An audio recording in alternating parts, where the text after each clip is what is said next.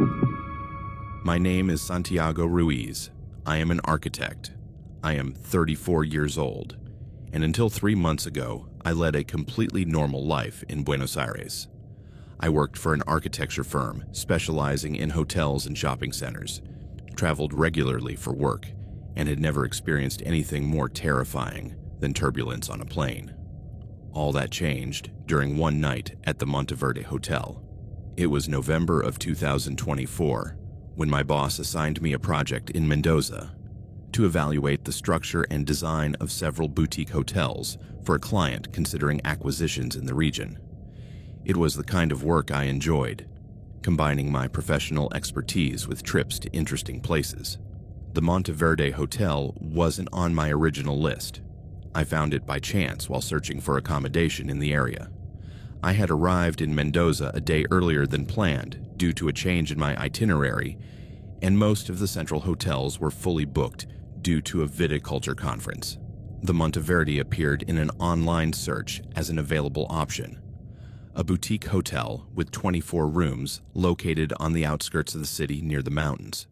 The photos showed an elegant building with Spanish colonial architecture, surrounded by well-maintained gardens and offering panoramic views of the Andes.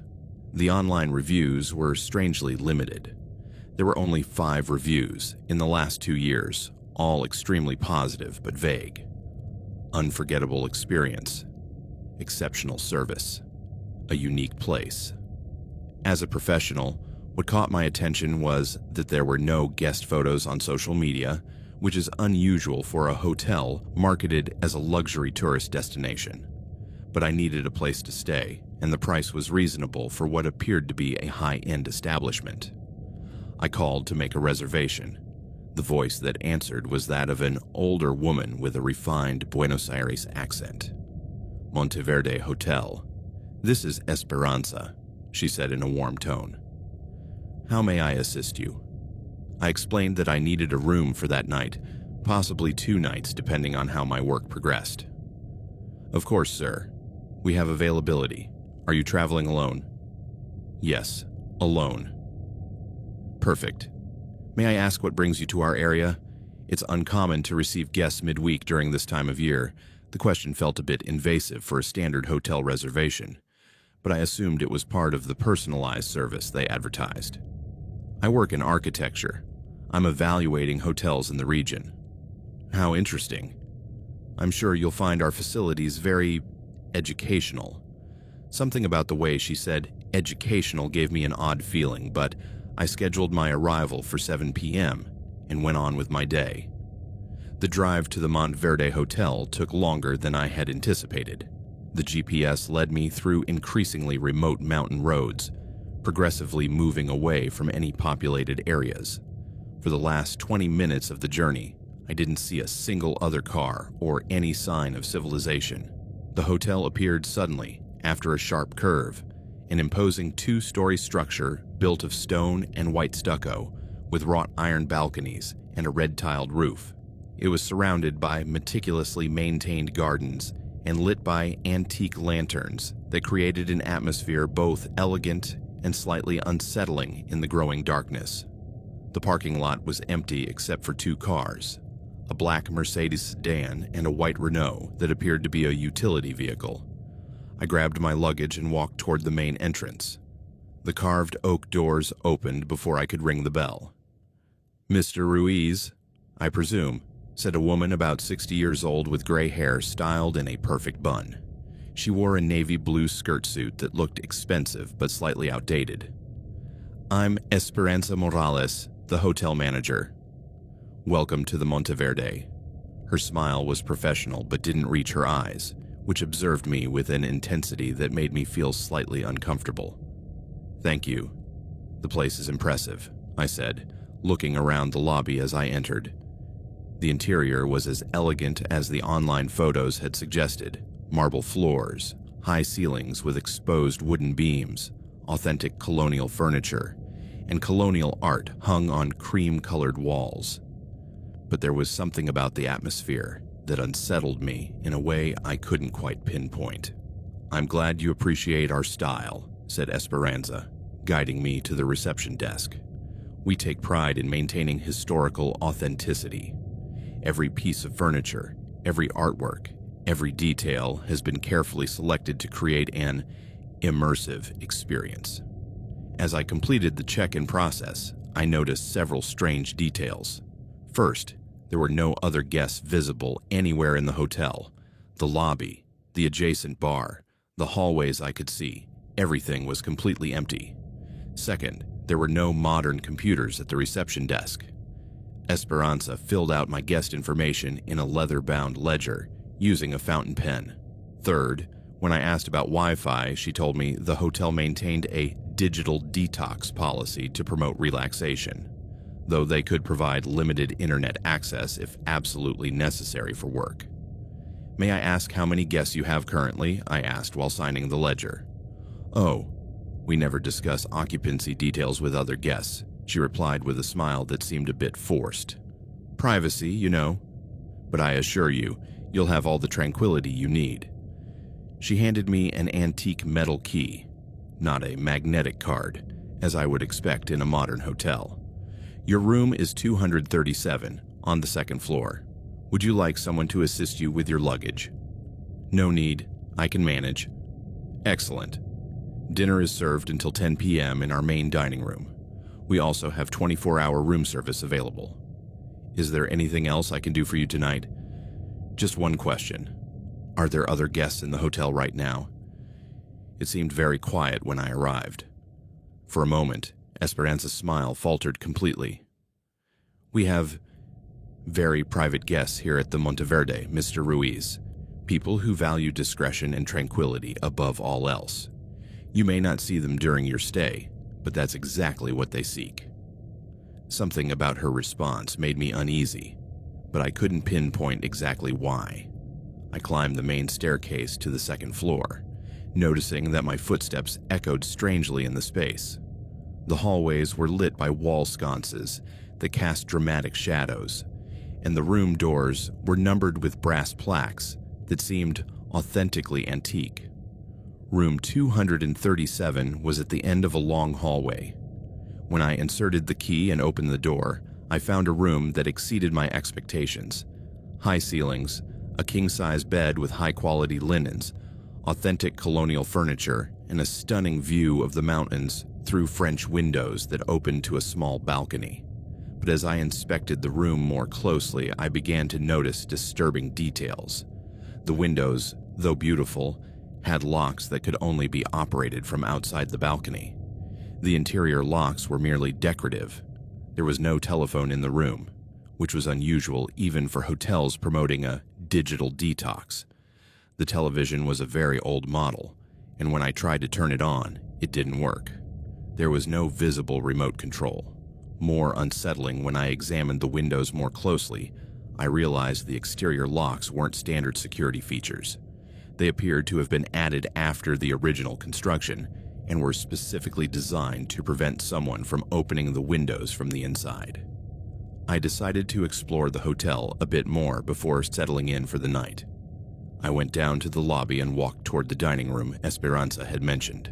The dining room was a large hall with tables set for 4, all covered with white tablecloths, fine glassware, and centerpieces with fresh flowers. But like everything else in the hotel, it was completely empty. "Looking for something, Mr. Ruiz?" a voice asked behind me. I turned to find a man about 40 years old, dressed in an impeccable waiter's uniform. He was tall, thin, with black hair slicked back, and a smile that didn't seem genuine. "Just exploring a bit," I said. "I'm an architect. I'm interested in the design details." "Of course. I'm Eduardo, the maitre d' of the dining room. Would you like to dine tonight? Our chef prepares exceptional regional specialties. Maybe later." "How many people work at the hotel?" "Oh, we have a very dedicated staff. All of us live on site to ensure 24-hour service." "You live here?" "Yes, we have staff quarters in the basement. It's very convenient, especially considering our remote location." Something about the way he said staff quarters in the basement unsettled me, but I continued the conversation. "And how long has the hotel been operating?" The Monteverde has been under current management for about 5 years. Before that, well, it had several different owners. But now we have stability. And the typical clientele? Eduardo stared at me for a moment before responding. We receive very select guests, Mr. Ruiz, people who seek unique experiences, people who value absolute privacy, unique experiences. Oh yes, the Monteverde offers services you won't find in conventional hotels. But of course, those details are discussed only with guests who have been pre-approved. Pre-approved for what? Eduardo's smile grew wider but also colder. To fully participate in everything we have to offer. That night, as I prepared for bed, I couldn't shake the strange conversations I'd had with the hotel staff. There was something about their manner of speaking that suggested hidden meanings, as if a second conversation was happening beneath the surface of our words. I decided to try to get some internet access to research more about the hotel. When I had asked Esperanza about Wi-Fi, she had said it was possible if it was absolutely necessary for work. I went down to the lobby and requested internet access.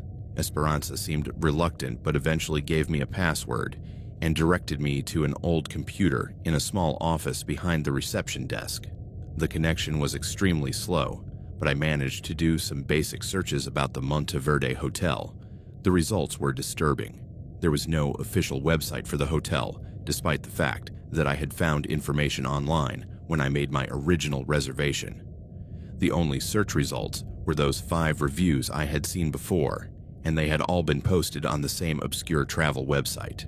More unsettling, when I searched the hotel's specific address, I found references to a property that had been sold at a judicial auction 3 years earlier, after the previous owner had been arrested on unspecified charges. I also found a local newspaper article from 4 years ago about the disappearance of 2 German tourists who had been staying at a boutique hotel in the mountains near Mendoza before vanishing. They were never found. I tried to search for more information, but the computer froze and shut down completely. Having trouble with the computer? Esperanza asked, suddenly appearing in the office doorway. Yes, it froze. Oh, our system is very temperamental, especially late at night. Something about her tone suggested the technical issue wasn't accidental. I returned to my room, feeling significantly more anxious than I had been upon arriving. I lay down, but couldn't sleep, partly due to the growing unease I felt about the hotel, and partly because I began to hear strange noises.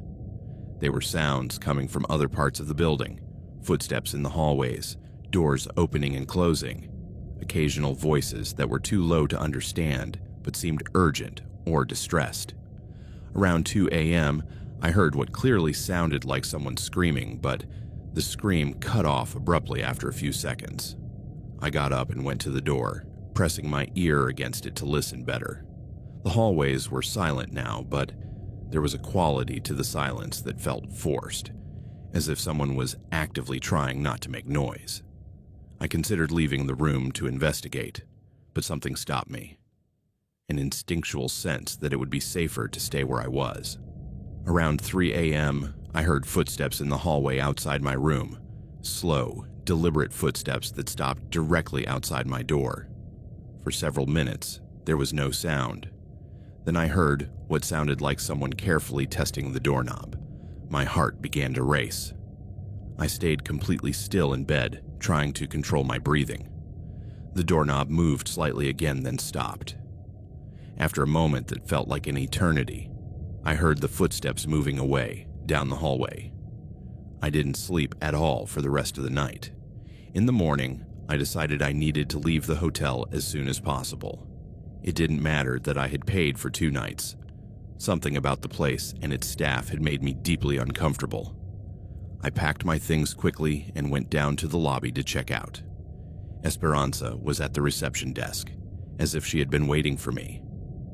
"Good morning, Mr. Ruiz. Did you sleep well?" "Fine, thank you. But I need to check out early. Something's come up with my work." Her expression changed subtly. The professional smile faded slightly. "Something urgent?" "Yes, I need to be in the city before 10 a.m. Oh, what a shame. We were hoping you could stay longer. There are so many experiences here that you haven't had the chance to enjoy. Maybe another time. Of course. Esperanza began processing my checkout, but she moved deliberately slowly. You know, we have a special policy for guests who leave early. What kind of policy? We require a full inspection of the room before allowing departure, to ensure there's been no damage or missing items. I haven't damaged anything. Of course not. It's just standard procedure. Eduardo will go up to inspect room 237 in a few minutes. While I waited, I noticed more disturbing details about the lobby. There were stains on the marble that looked like they had been recently cleaned, but were still visible if you knew where to look. Stains that had a reddish hue. I also noticed that the flowers in the centerpieces, which had seemed fresh the night before, now looked wilted and had a strange smell. "Mr. Ruiz," said Eduardo, coming down the stairs after about 20 minutes. "I've completed the inspection of room 237. Everything seems to be in order. Excellent. Can we process the checkout then?" "Well," said Esperanza, "there's a small issue with our billing system this morning. Could you wait perhaps an hour while we resolve it?" "I can't wait an hour. I have meetings in the city." "Oh, I understand completely. But unfortunately, we can't process checkouts without completing the proper billing. Hotel regulations, you know." Something about the situation was feeling increasingly like they were deliberately stalling me. "Can I pay in cash and leave now?" "I'm afraid not. We need complete documentation for all our guests, especially for guests who have had access to certain areas of the hotel." "What areas?" I was only in my room, and the public areas. Esperanza and Eduardo exchanged a glance that definitely seemed significant. "Of course," said Esperanza, "but our records show you used our computer last night. That requires additional documentation. Additional documentation for using a computer. For internet usage, yes, we have to report all online activity to our supervisors." "Your supervisors?" "The Monteverde Hotel operates under very specific regulations, Mr. Ruiz. Regulations that require careful monitoring of all guest activities. At that moment, I realized they were definitely holding me back intentionally, and I needed to leave the hotel immediately." "Look," I said, trying to keep my voice calm, "I have a very important meeting in an hour. I need to leave now. You can send me any additional documentation by mail." "I'm afraid that's not possible," said Eduardo. And for the first time, his tone became overtly threatening. "Once guests have initiated the process here, they need to complete it." "What process?" "The evaluation process," said Esperanza. "All our guests are evaluated to determine their compatibility with our expanded services." "I don't know what you're talking about, but I'm leaving now." I headed toward the main door, but Eduardo moved to block my path. "Mr. Ruiz, you really need to stay to complete the evaluation process. It's for your own good. Get out of my way." "I can't do that." At that moment, 2 more men appeared from a side door I hadn't noticed before. Both were large, dressed in what looked like security uniforms, and were clearly there to ensure I couldn't leave. "Gentlemen," said Esperanza, in a tone that had lost all pretense of hospitality, "please escort Mr. Ruiz to the evaluation area. I believe he's ready for the next phase." "The next phase of what?" "Mr. Ruiz, the Monteverde Hotel isn't exactly what it appears to be. We operate as, let's say, a processing facility for certain types of very select clients." "Processing for what?" "For various purposes. Some of our clients seek companionship. Others seek personnel. Others have more specialized needs." The realization of what she was implying hit me like a brick. "Are you involved in human trafficking?" "Such crude terms," said Esperanza. "We prefer to think of ourselves as facilitators. We connect people with opportunities. Opportunities to serve purposes greater than their ordinary mundane lives." One of the security guards approached me. I instinctively stepped back, but Eduardo was behind me, blocking any escape. "Mr. Ruiz," Esperanza continued, "you've been selected based on your profile. A single man, a professional, traveling alone with no one expecting you at a specific time. You're exactly the type of person our clients value." "What clients?" "People with significant resources who seek specific acquisitions for their private collections." At that moment, I fully understood the situation. The Monteverde Hotel was a kidnapping operation designed to lure victims who could disappear without triggering immediate searches. People traveling alone, who didn't have strict itineraries, who wouldn't be missed for days or weeks. "My office knows exactly where I am," I lied. "If I don't show up to my meetings today, they'll call the police." "Oh, Mr. Ruiz," said Esperanza, with a smile that was now entirely malevolent. "We've been doing this for 5 years.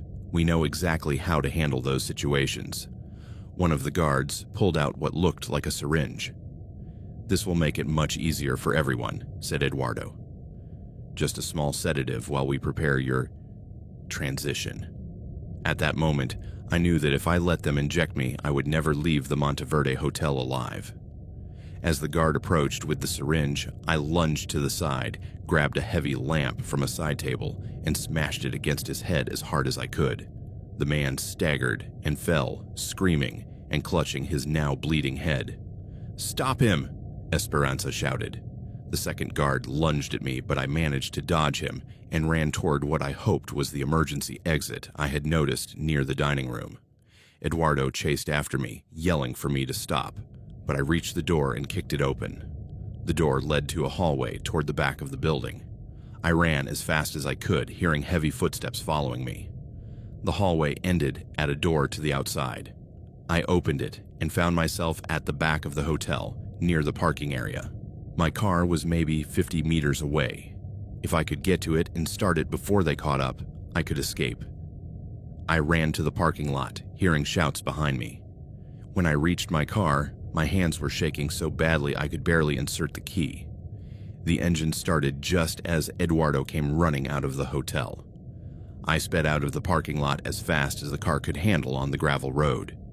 In the rearview mirror, I could see Eduardo speaking urgently into a radio or cell phone. I drove as fast as I dared through the winding mountain roads, hoping to reach an area with cell service to call the police. But after about 20 minutes, I noticed lights in my rearview mirror. A car was following me, maintaining exactly the same distance no matter how fast or slow I drove. I tried speeding up to increase the distance, but the car behind me sped up too. When I slowed down at a dangerous curve, they slowed down as well. They were deliberately tailing me.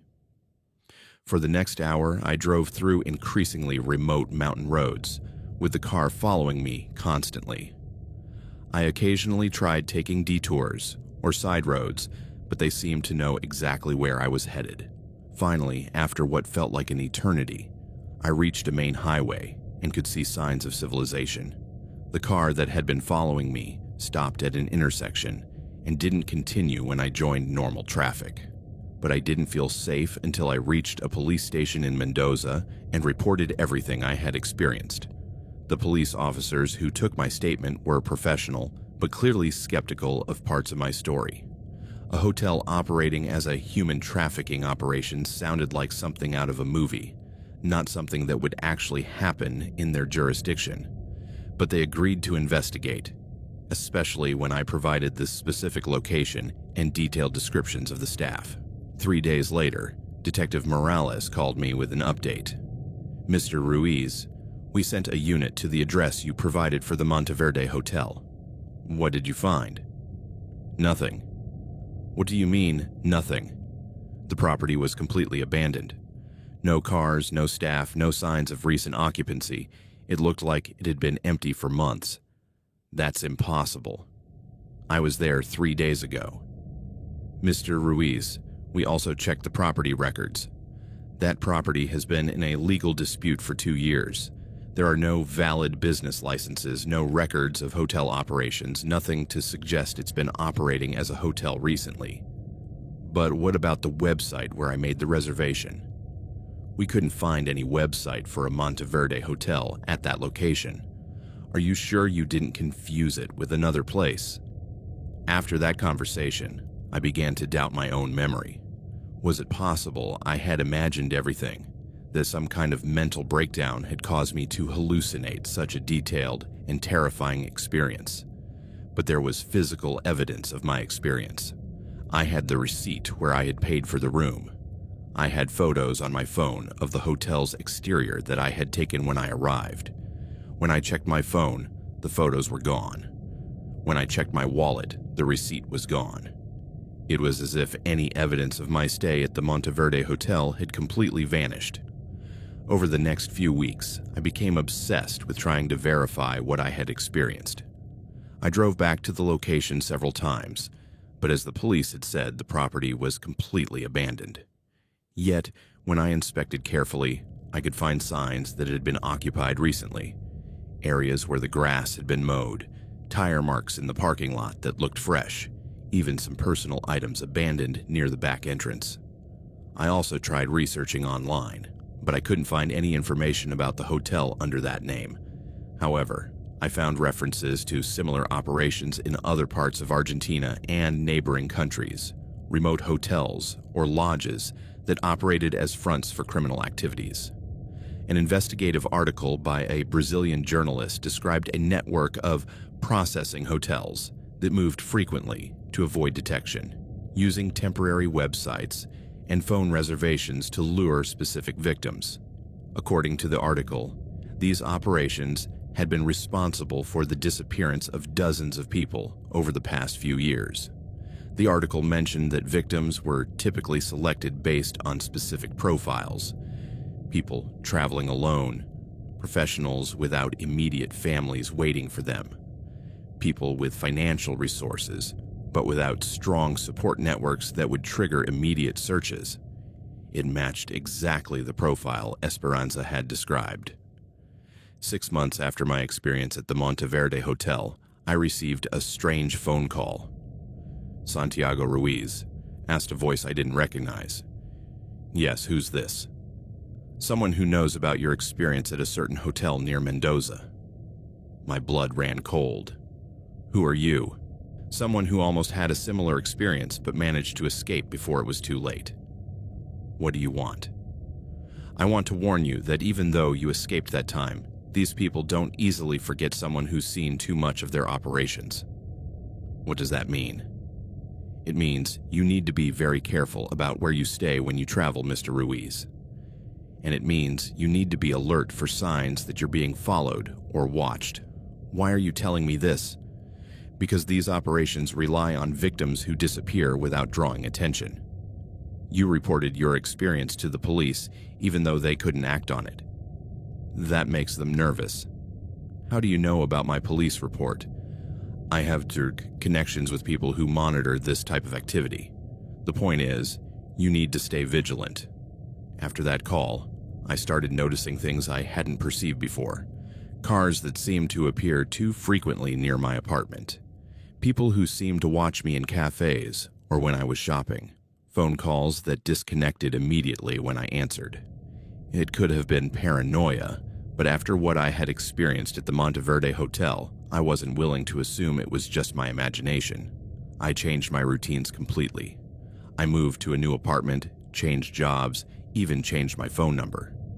I stopped traveling for work and became extremely cautious about sharing personal information with strangers. It's been 3 years since my experience at the Monteverde Hotel.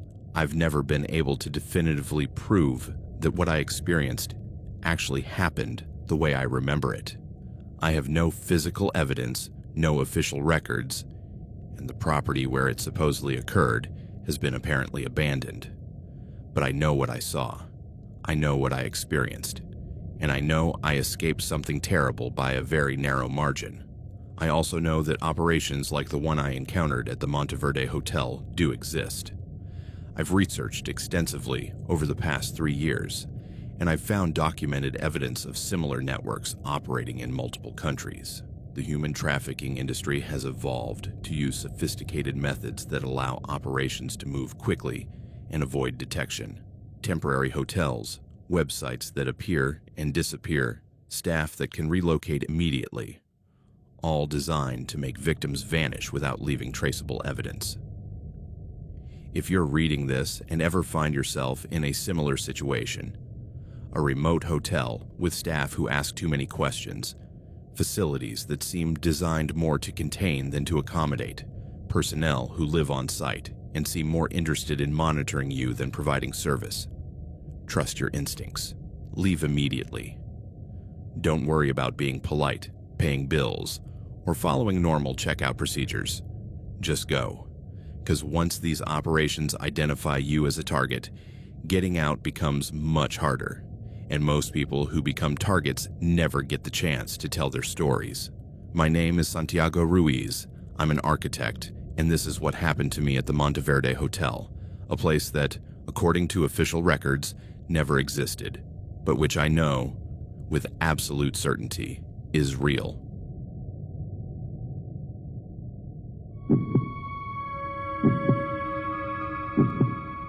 My name is Valeria Morales. I am 32 years old. I work as a digital marketing consultant, and until 4 months ago, I led a completely normal life in Mexico City.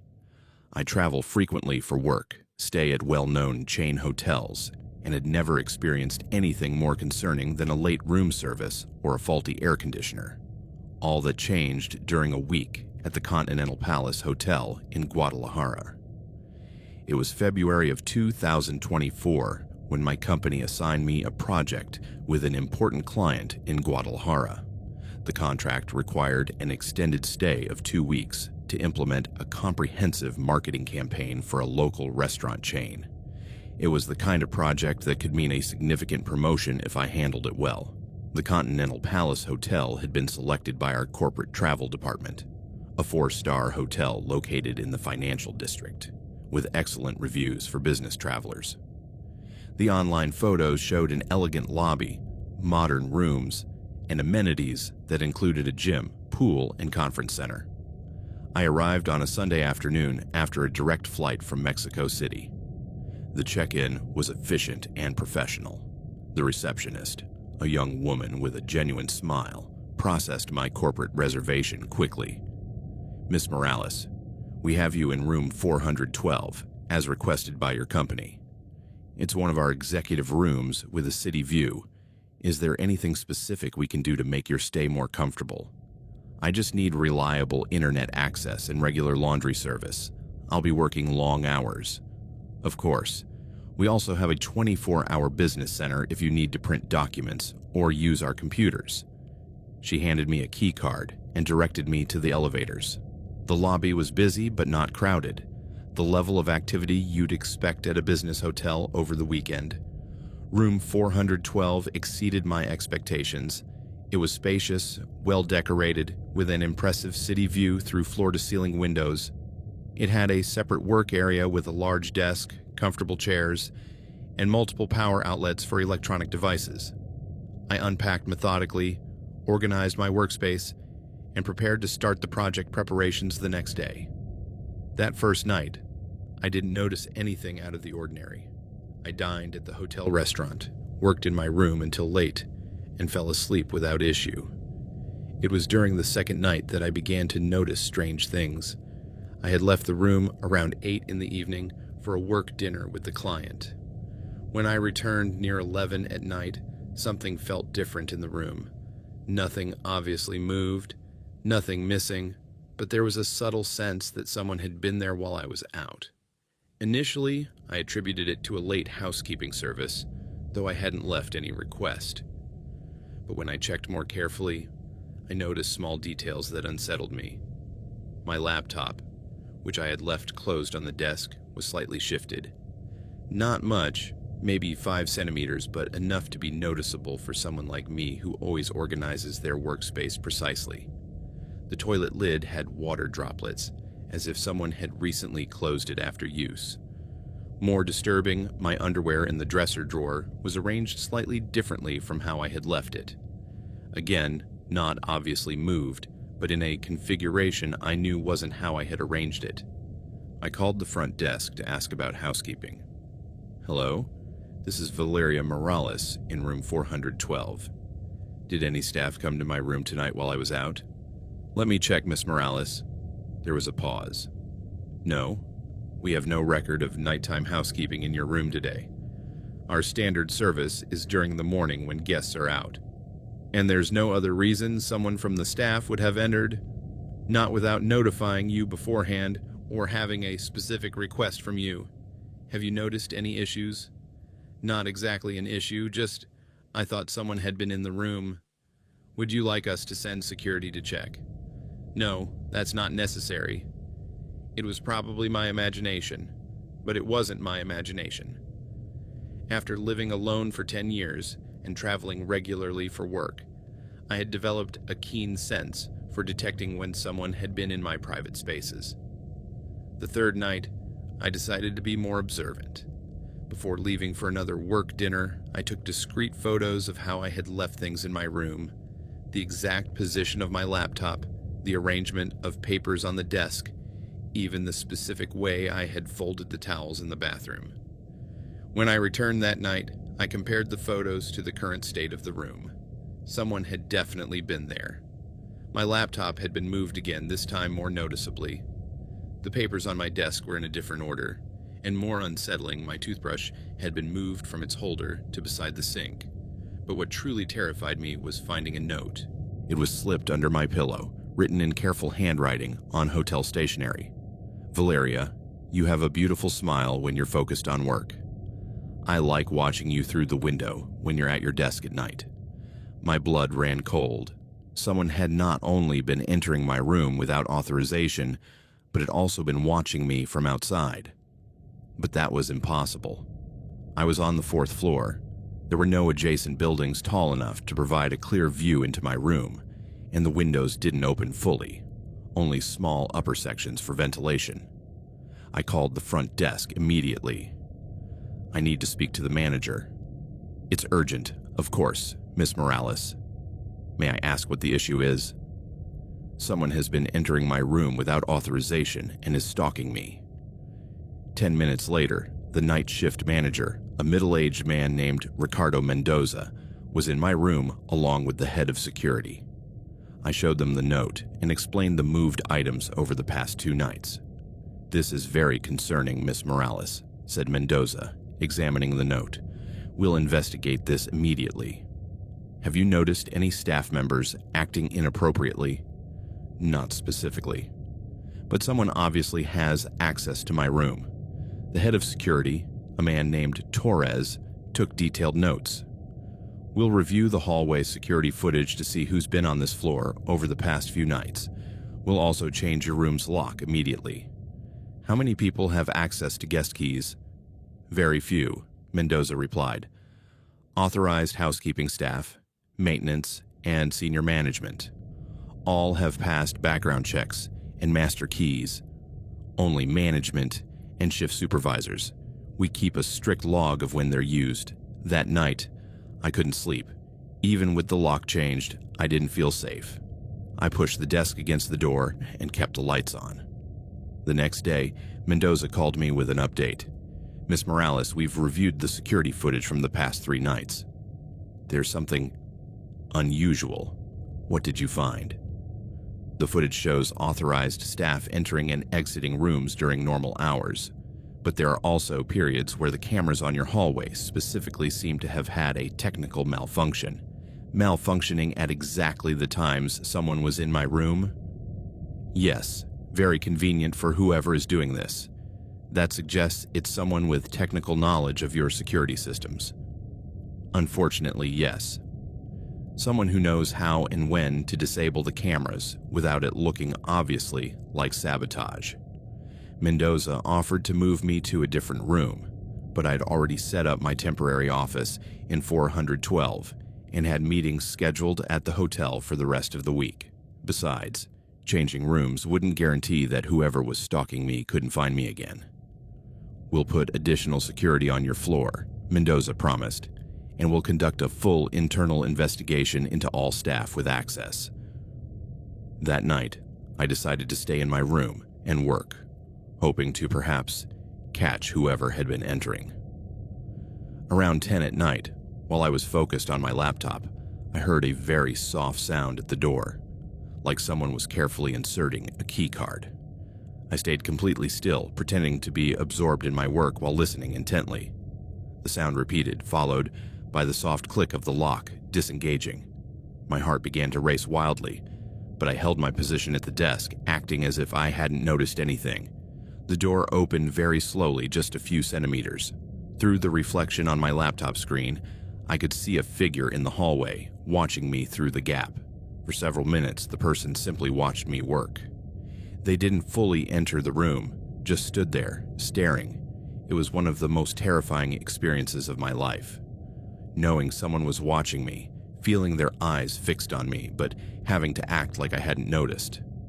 Finally, after what felt like an eternity, I heard the soft sound of the door closing again. I waited another 10 minutes before moving.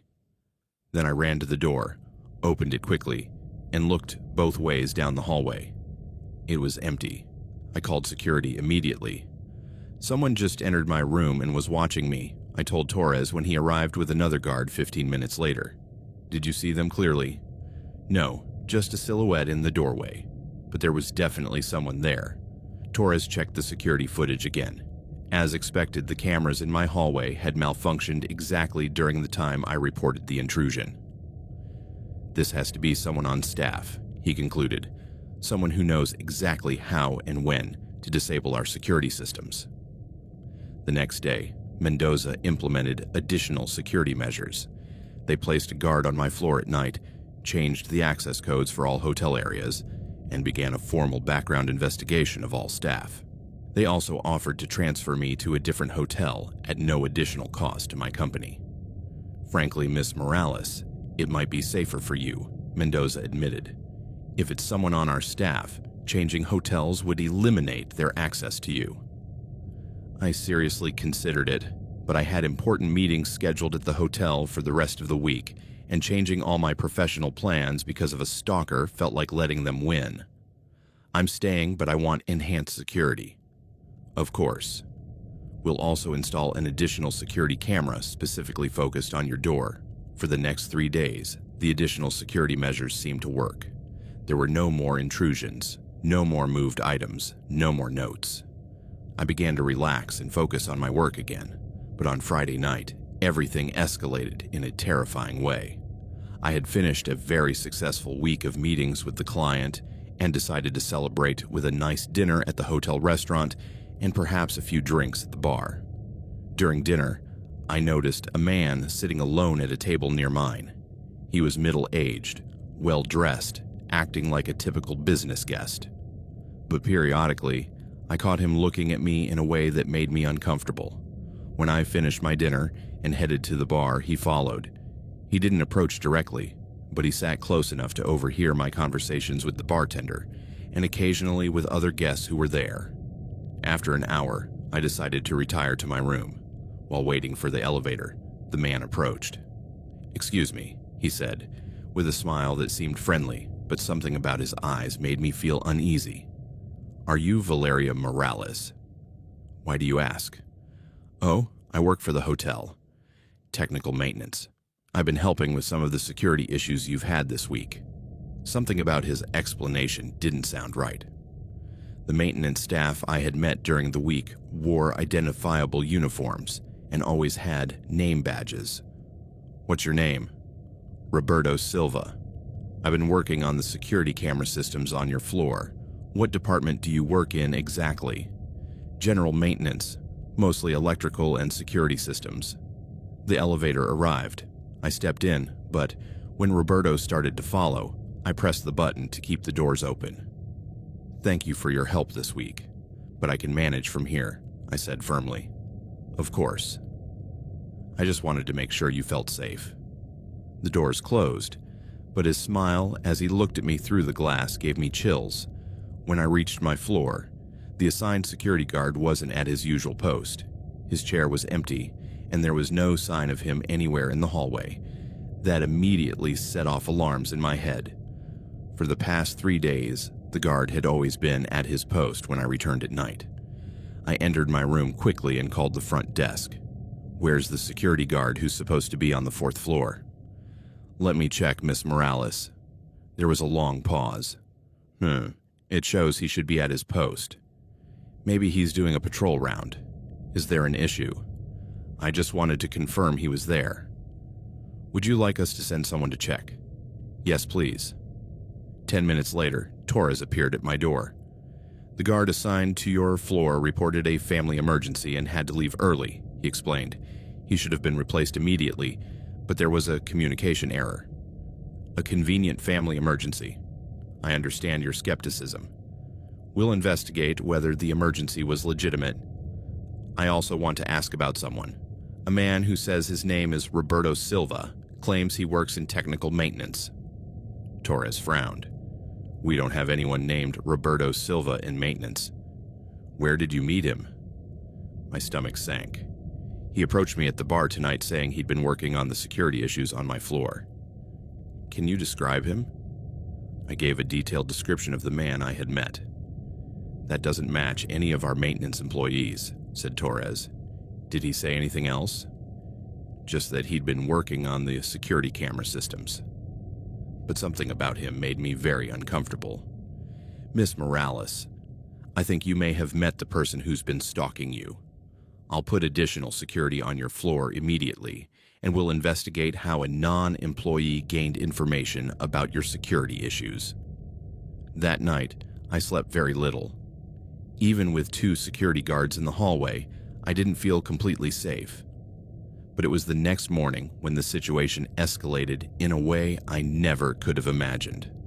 I woke up around 7 in the morning and headed to the bathroom for my morning routine.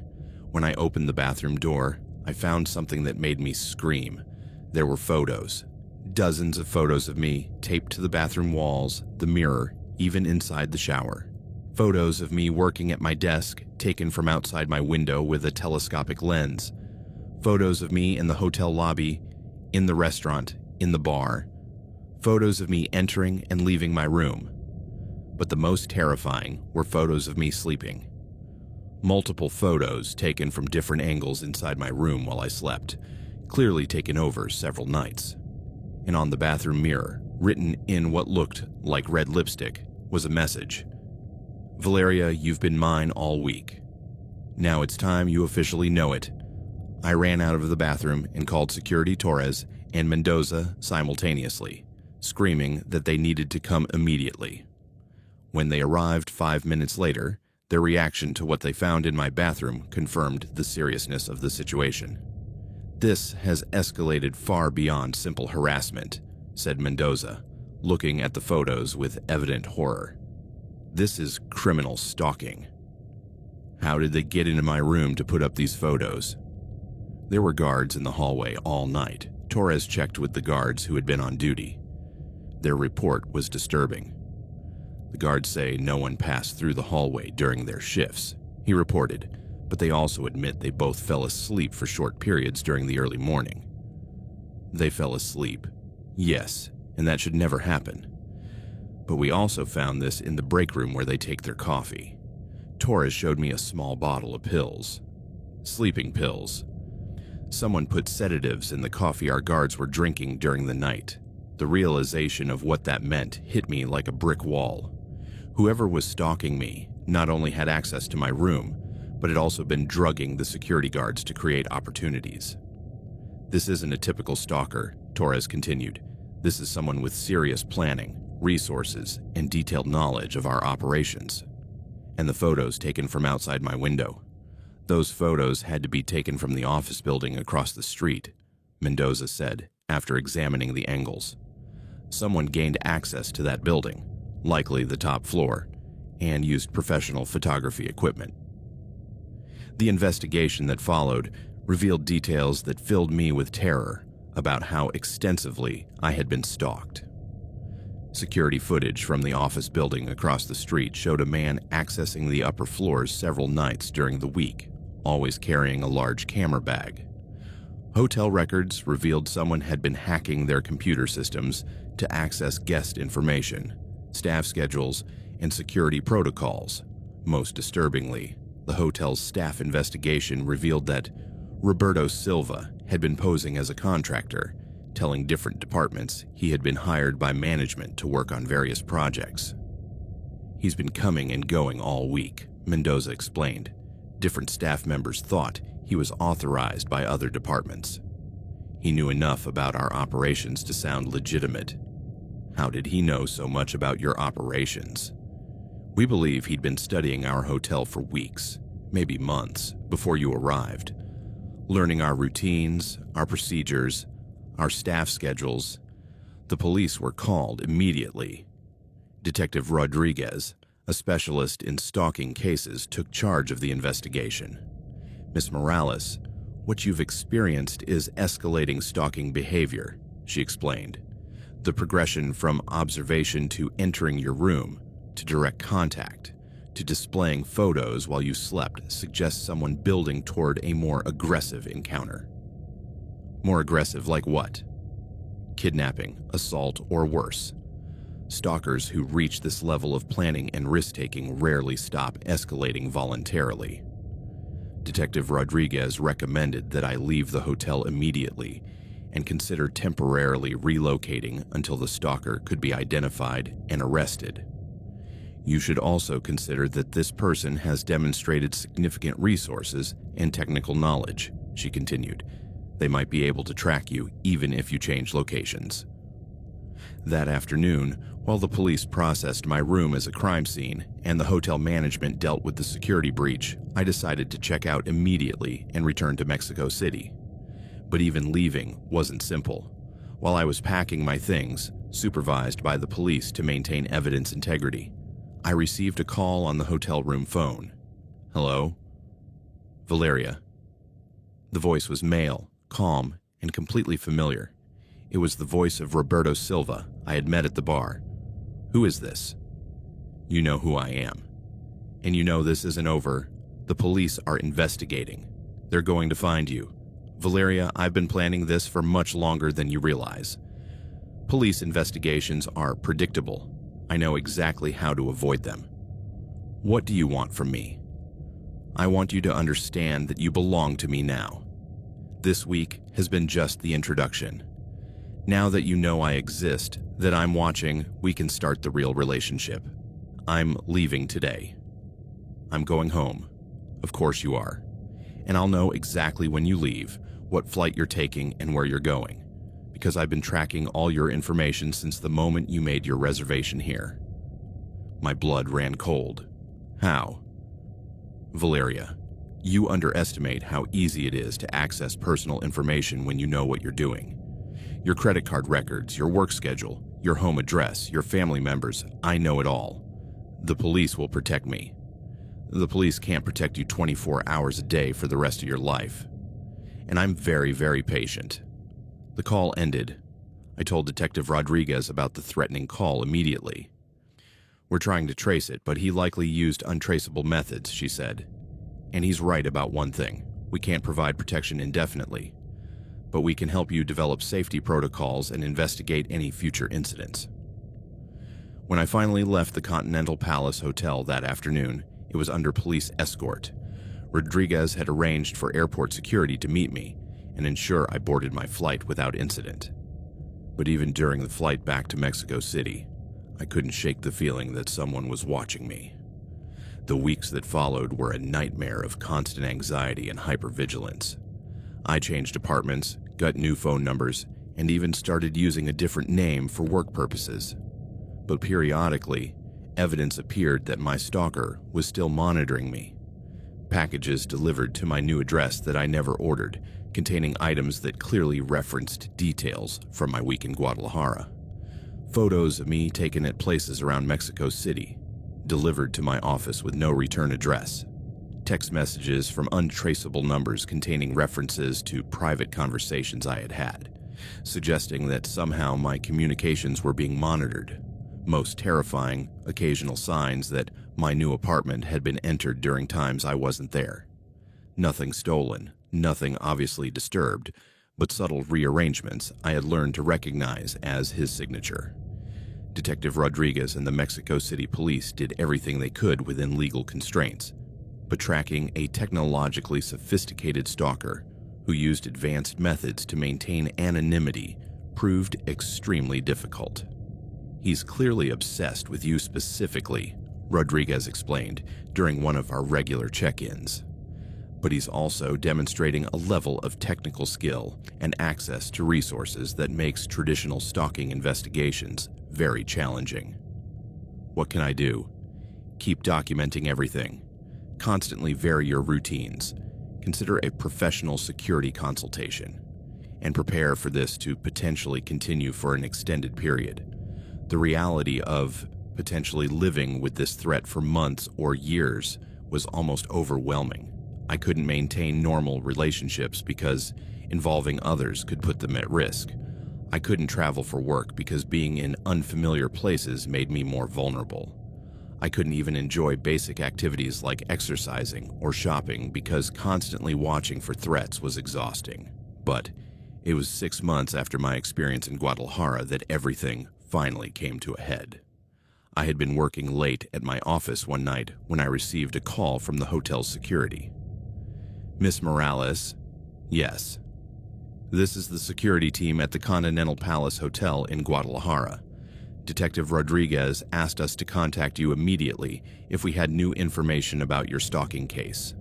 "What did you find?" "We arrested someone tonight who was trying to access guest records from our computer system. When the police searched his apartment, they found extensive surveillance equipment and hundreds of photos of various women, including many of you." "Is he in custody?"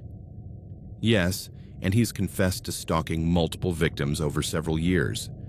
You weren't his only target, but according to his records, you were his most extensive project." The relief I felt was indescribable, but it was tempered by learning the details of what the police had uncovered. Roberto Silva, his real name was actually Miguel Restrepo, had been stalking women for over 5 years. He targeted professional women who traveled frequently for work, using their predictable hotel stays to study them and plan elaborate stalking campaigns. His apartment contained thousands of photos of different victims, detailed files on their personal lives, and equipment for surveillance and computer hacking.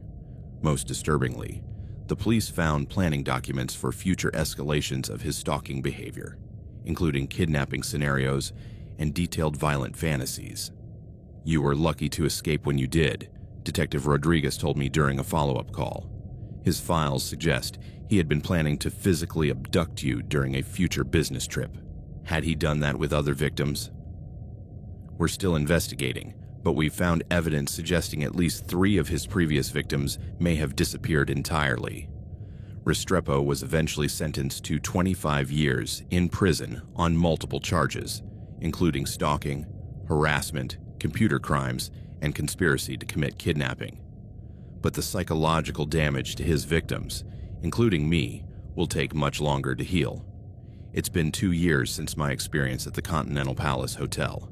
I still travel for work, but never alone and never without extensive security precautions. I work with a private security consultant who helps me assess threat levels and maintain situational awareness. I've also become an advocate for other stalking victims, working with organizations that support people experiencing similar situations. Because what I learned from my experience is that stalking can escalate much further and faster than most people realize. What starts as seemingly harmless behavior, notes, phone calls, unwanted attention, can progress to surveillance, harassment, and ultimately violence with terrifying speed.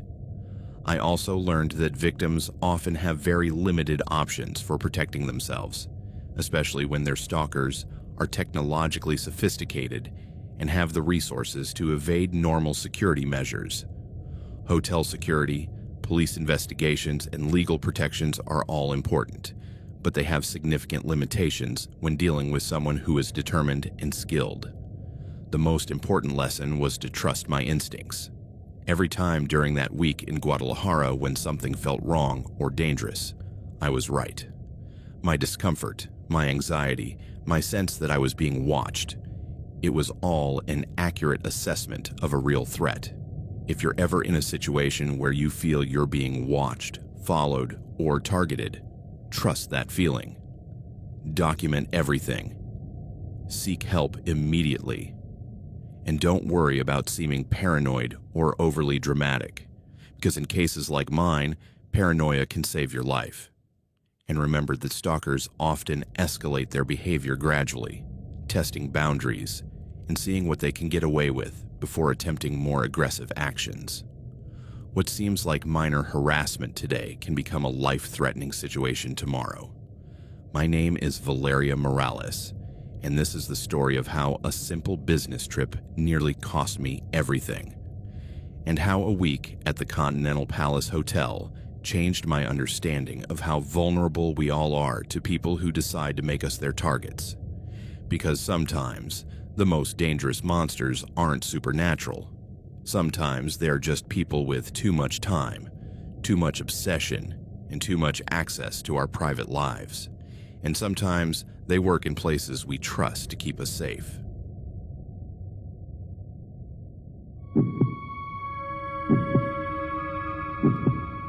I never should have taken that job. Now, as I write these lines from the safety of my apartment, 3 months after what happened, I can still taste the metallic tang of fear in my mouth and hear the echo of those endless hallways resonating in my nightmares. But I must recount everything, every sinister detail, every moment that brought me to the edge of the abyss. Perhaps by doing so, I can free myself from the images that haunt me. My name is David Moreau, and until recently, I was a freelance writer specializing in travel articles for tourism magazines.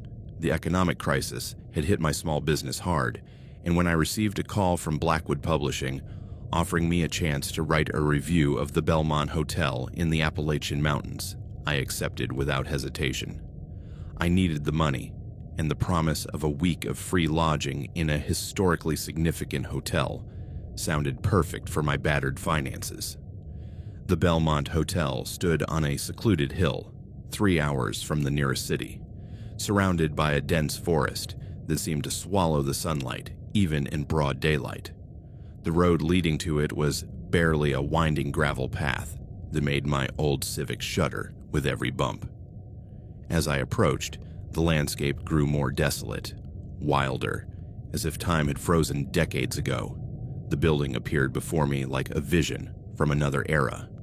It was a late Victorian structure, 5 stories tall with a red brick facade that time had stained nearly black.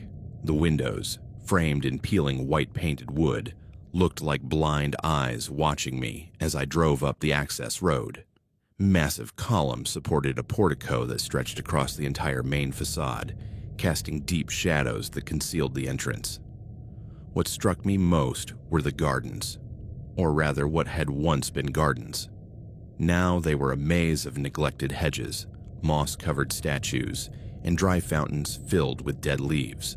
The stone paths disappeared into the overgrowth, and some of the statues, human figures in dramatic poses, had lost heads or limbs, creating a profoundly unsettling effect. I parked in front of the main entrance and noticed mine was the only vehicle in sight. An unnatural silence enveloped the place, broken only by the occasional moan of the wind through the branches of the ancient trees surrounding the hotel. Even the birds seemed to avoid this place. The main door was solid oak, with wrought iron fittings that had taken on a greenish patina. As I approached, I noticed deep scratches near the base of the wood, as if something or someone had tried to get out or in. A dull brass plaque beside the door read, "Belmont Hotel, established 1887, where the past comes alive."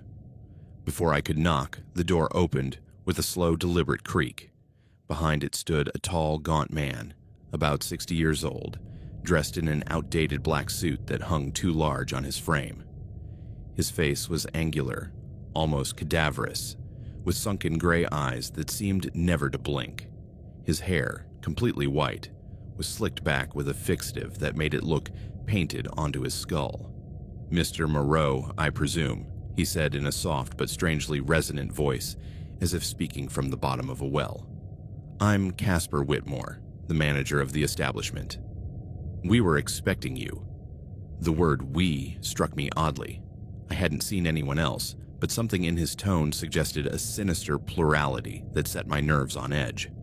"Yes, that's me," I replied, trying to sound professional as I shook his hand. His fingers were surprisingly cold, and his grip lingered a second too long. "Thank you for having me." "The pleasure is ours," he murmured, as he took my suitcase with an ease that contrasted with his frail appearance. "It's so rare that we have guests. Especially at this time of year." He led me inside, and my footsteps echoed in a lobby that clearly belonged to another era. The floor was black and white marble in a checkerboard pattern, though several tiles were cracked or missing entirely, revealing rotted wood beneath. A grand staircase curved toward the upper floors, with a carved mahogany railing missing several balusters. The walls were covered in burgundy wallpaper, with a faded gold floral pattern, peeling in places to create shapes that resembled distorted faces or crouching creatures. Massive oil portraits hung at irregular intervals, men and women from past eras, with stern expressions and eyes that seemed to follow you no matter where you stood. A massive crystal chandelier hung from the ceiling, though only half its bulbs worked, creating a play of light and shadow that kept the lobby's corners in constant dimness. The air carried a peculiar smell, a mix of dampness, old wood, and something else. Something sweet and unpleasant I couldn't identify at the time. "The hotel has a long history," Whitmore remarked, as he led me to the reception desk. "It has hosted many illustrious figures over the years. Politicians, artists, writers like yourself. Some even chose to stay forever." His smile as he said this was barely perceptible, but something about it made me uneasy. The reception desk was dark wood, carved with motifs that seemed to depict hunting scenes, though some figures were hard to interpret and appeared more violent than appropriate for hotel decor. "How many guests do you have currently?" I asked as he searched for my information in an enormous, outdated ledger with yellowed pages and cracked leather binding. "Oh, we're very selective with our guests," he replied without looking up. "Quality over quantity, you know. You'll be special." As he wrote in the ledger with an antique fountain pen, I noticed the previous pages were filled with names and dates going back decades. Some names had annotations in tiny handwriting I couldn't read, but they seemed to include phrases like completed, process initiated, or transfer successful. Most unsettling, many entries had arrival dates but no departure dates. "Here you are," he said, handing me a heavy, ornate brass key. "Room 237 on the second floor, one of our finest suites. I'm sure you'll find it revealing." The key had a number etched into it that looked like it had been reworked several times, and it was attached to a chain with a small plaque that read "Eternity" in Gothic lettering. "Eternity?" I asked, holding up the plaque. "Oh yes, each room has a name in addition to its number, a little hotel tradition. Yours is called Eternity because, well, many of our guests find that time passes very differently here." Whitmore insisted on accompanying me to my room, carrying my luggage with that surprising strength he'd shown earlier. As we ascended the grand staircase, I noticed the steps creaked alarmingly under our weight, and the railing wobbled dangerously whenever I touched it. "The hotel was built in 1887 by Cornelius Belmont," he explained as we climbed. "A visionary man, though some might say eccentric. He had very particular ideas about hospitality and the purpose of an establishment like this. The second-floor hallways were long and narrow, with a faded red carpet bearing dark stains of uncertain origin. The walls were covered in the same wallpaper as the lobby, but here the deterioration was even more pronounced. In some places, the paper hung in long strips that swayed with non-existent drafts, creating dancing shadows that looked like figures moving in my peripheral vision. The hallway lamps were gas fixtures converted to electricity in a rudimentary way, and some flickered constantly, creating a disorienting strobe effect. Between the lamps hung more portraits, but these were different from those in the lobby. They seemed more intimate, portraits of entire families, children playing, couples and happy moments, but all had something unsettling. The smiles were too wide, the eyes too bright, the poses too rigid, and in several, there were blurry figures in the background, as if someone else had been present during the photograph but tried to hide. "Who are these people?" I asked, pausing before a particularly disturbing portrait of a family of 5, all with the same unnatural smile. "Former guests," Whitmore replied without flinching. Mr. Belmont had a habit of photographing the families who stayed here. He believed it was important to preserve happy moments. We finally reached room 237. The door was dark wood like the others, but it stood out. Deep scratches around the lock and stains that looked like dried blood at the bottom. Whitmore seemed to notice my gaze. "Renovations," he murmured. "The hotel is over a century old, you know. Wear and tear is inevitable." The key turned with difficulty in the lock, as if the mechanism had been forced repeatedly. When the door finally opened, it did so with a long, mournful groan that seemed to echo down the hallway. The room was spacious, in a classic Victorian style, but there was something deeply unsettling about its layout. The bed was enormous, with a carved headboard depicting scenes that seemed to change depending on the angle you viewed them from. Sometimes they appeared as cherubs playing, other times as figures writhing in agony. The windows overlooked the hotel's rear garden, but the curtains were so heavy and dark they barely let in natural light. When I tried to open them, I found the windows sealed with old paint, as if they hadn't been opened in decades. "To maintain a consistent temperature," Whitmore explained when I mentioned the windows. "Insulation is crucial in these mountains. Besides, the view can be unsettling for some guests." I approached the window and tried to see through the fogged glass. The rear garden was even more neglected than the front. There were structures that might have been greenhouses or small buildings, now just twisted metal skeletons covered in vines.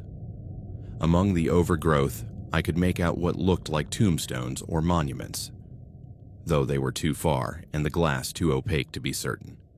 The bathroom was particularly unsettling. The cast-iron bathtub was stained with what I hoped were mineral deposits, but had a suspicious reddish hue. The mirror above the sink was cracked in a pattern radiating from the center, as if someone had struck it with a fist. And there was something odd about the reflection. No matter where I stood, there always seemed to be shadows where there shouldn't be.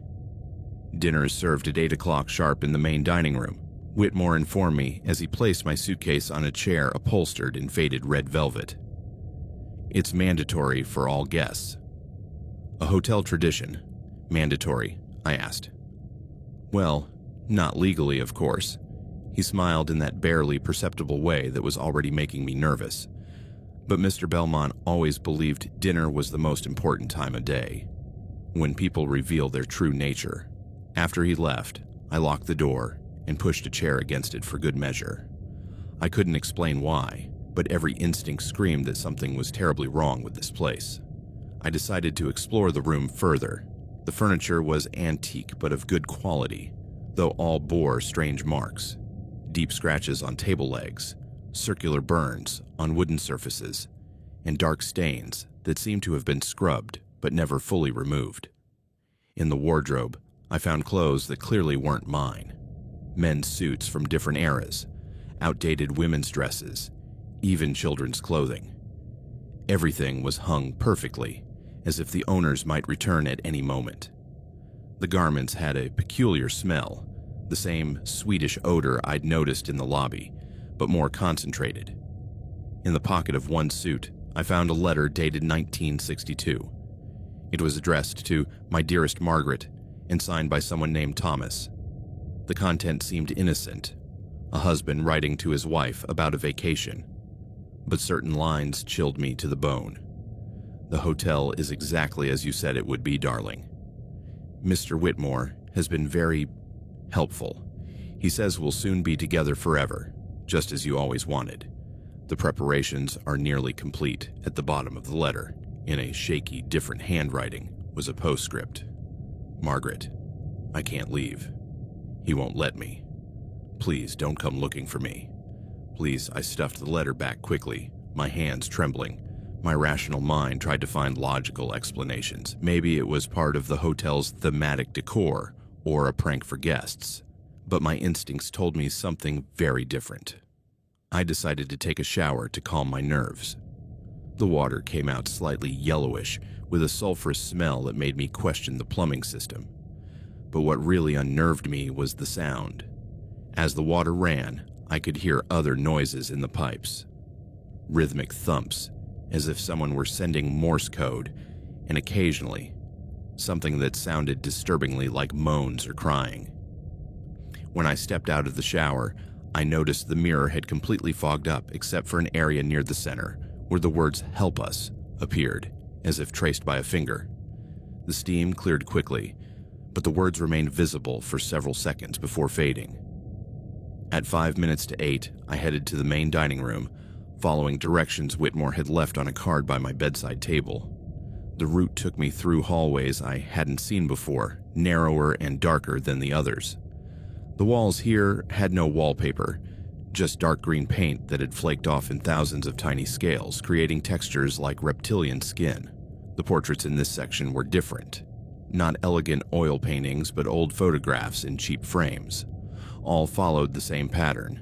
People alone, or in small groups, standing in front of the hotel, smiling with that same unnatural expression I'd seen earlier. But most disturbing, in many photos, there were blurry figures in the hotel windows behind the main subjects, as if others were watching from inside. The main dining room was an enormous hall with a vaulted ceiling that disappeared into the shadows above. A long, dark wood table dominated the center, capable of seating at least 30 people. Wrought iron chandeliers hung at regular intervals, but only some were lit, creating pools of yellowish light separated by wide areas of shadow. What immediately caught my attention was that I wasn't alone. 5 other people sat around the table, all dressed formally and in outdated styles, as if they'd stepped out of different past eras. None looked up when I entered. "Mr. Moreau," Whitmore's voice came from the head of the table, where he stood beside an empty chair apparently meant for me. "Allow me to introduce our other guests." He gestured toward a middle-aged woman seated to my left. She wore a black dress from the 1940s, with a veiled hat that partially obscured her face. Her hands, resting on the table, were almost transparently pale, and she didn't seem to be breathing. "This is Ms. Margaret Thornfield. She's been with us since 1962. A lovely lady, though not very talkative lately." The woman didn't react to the introduction. Her eyes, visible through the veil, were fixed on an undefined point ahead, with a glassy quality that made me swallow hard. "And this is Professor Edmund Blackwood," Whitmore continued, moving to an older man with a gray beard and outdated glasses. He wore a tweed suit that looked from the 1920s. He came here in 1943 to write a book on local folklore. He decided to stay when he discovered how inspiring this place can be. Professor Blackwood tilted his head slightly toward me, and for a moment, his eyes seemed to focus. His mouth opened as if to speak, but only a raspy sound emerged, like air escaping a punctured balloon. The other 3 guests received similar introductions. Thomas Whitman, the name from the letter I'd found. A young man who seemed from the 1960s. Dorothy Hayes, a woman in a 1930s dress, and a boy of perhaps 12 named Timothy, dressed in 1950s shorts and a shirt. All shared the same trait, that unnatural stillness, that waxy pallor, and that empty gaze that seemed to see something I couldn't perceive. And none seemed truly present, as if they were actors playing roles they'd long forgotten. "Please take a seat," Whitmore directed, pointing to the empty chair. "Dinner is about to be served." I sat cautiously, avoiding eye contact with the other guests. The chair was surprisingly cold, as if it had been in a refrigerator. The waitstaff began bringing out dishes. Or so I thought at first. The figures emerging from what I assumed was the kitchen moved with a mechanical stiffness that made them seem like puppets. They wore outdated service uniforms, but their faces, Their faces were the most disturbing part. They looked melted and resolidified, with features not quite in the right places. Slightly misaligned eyes, mouths curving at impossible angles, noses shifted to one side. The food they served seemed normal. Soup, bread, roast meat, vegetables. But everything had an odd taste, as if prepared days ago and reheated repeatedly. The meat had a rubbery texture that made me question if it was meat at all, and the vegetables had a bitter aftertaste that lingered in my mouth. Throughout dinner, Whitmore carried on a one-sided conversation, talking about the hotel's history, famous guests over the years, and the special traditions that made the Belmont unique. The other guests ate mechanically, bringing food to their mouths with robotic movements, chewing a precise number of times before swallowing, then repeating the process with military precision. "You know, Mr. Moreau," Whitmore said as he cut his meat with perfectly measured movements, "Mr. Belmont had a very interesting philosophy about hospitality. He believed a true host should ensure their guests never wanted to leave, that they found everything they needed here, forever." "That's interesting," I managed to reply, though my voice sounded strained even to my own ears. "Oh yes, and he was very good at it. In fact, many of our guests have found their stay so satisfying they've made the Belmont their permanent home." I glanced around the table at the other diners, and for the first time one of them, Thomas Whitman, looked up at me. His eyes met mine for a second, and in them I saw something that chilled me to the bone. Absolute terror and a desperate plea for help. His mouth moved silently, forming the word "run" over and over before his expression returned to its previous blankness. "Are you all right, Mr. Moreau?" Whitmore asked, noticing my reaction. "You seem a bit pale." "I'm fine," I lied. "Just tired from the trip." "Of course. The journey here can be exhausting, but don't worry. You'll soon feel at home. Everyone does." Eventually, the dessert was an apple pie that tasted like medicine. As I ate, I noticed one of the waiters standing by the wall watching me.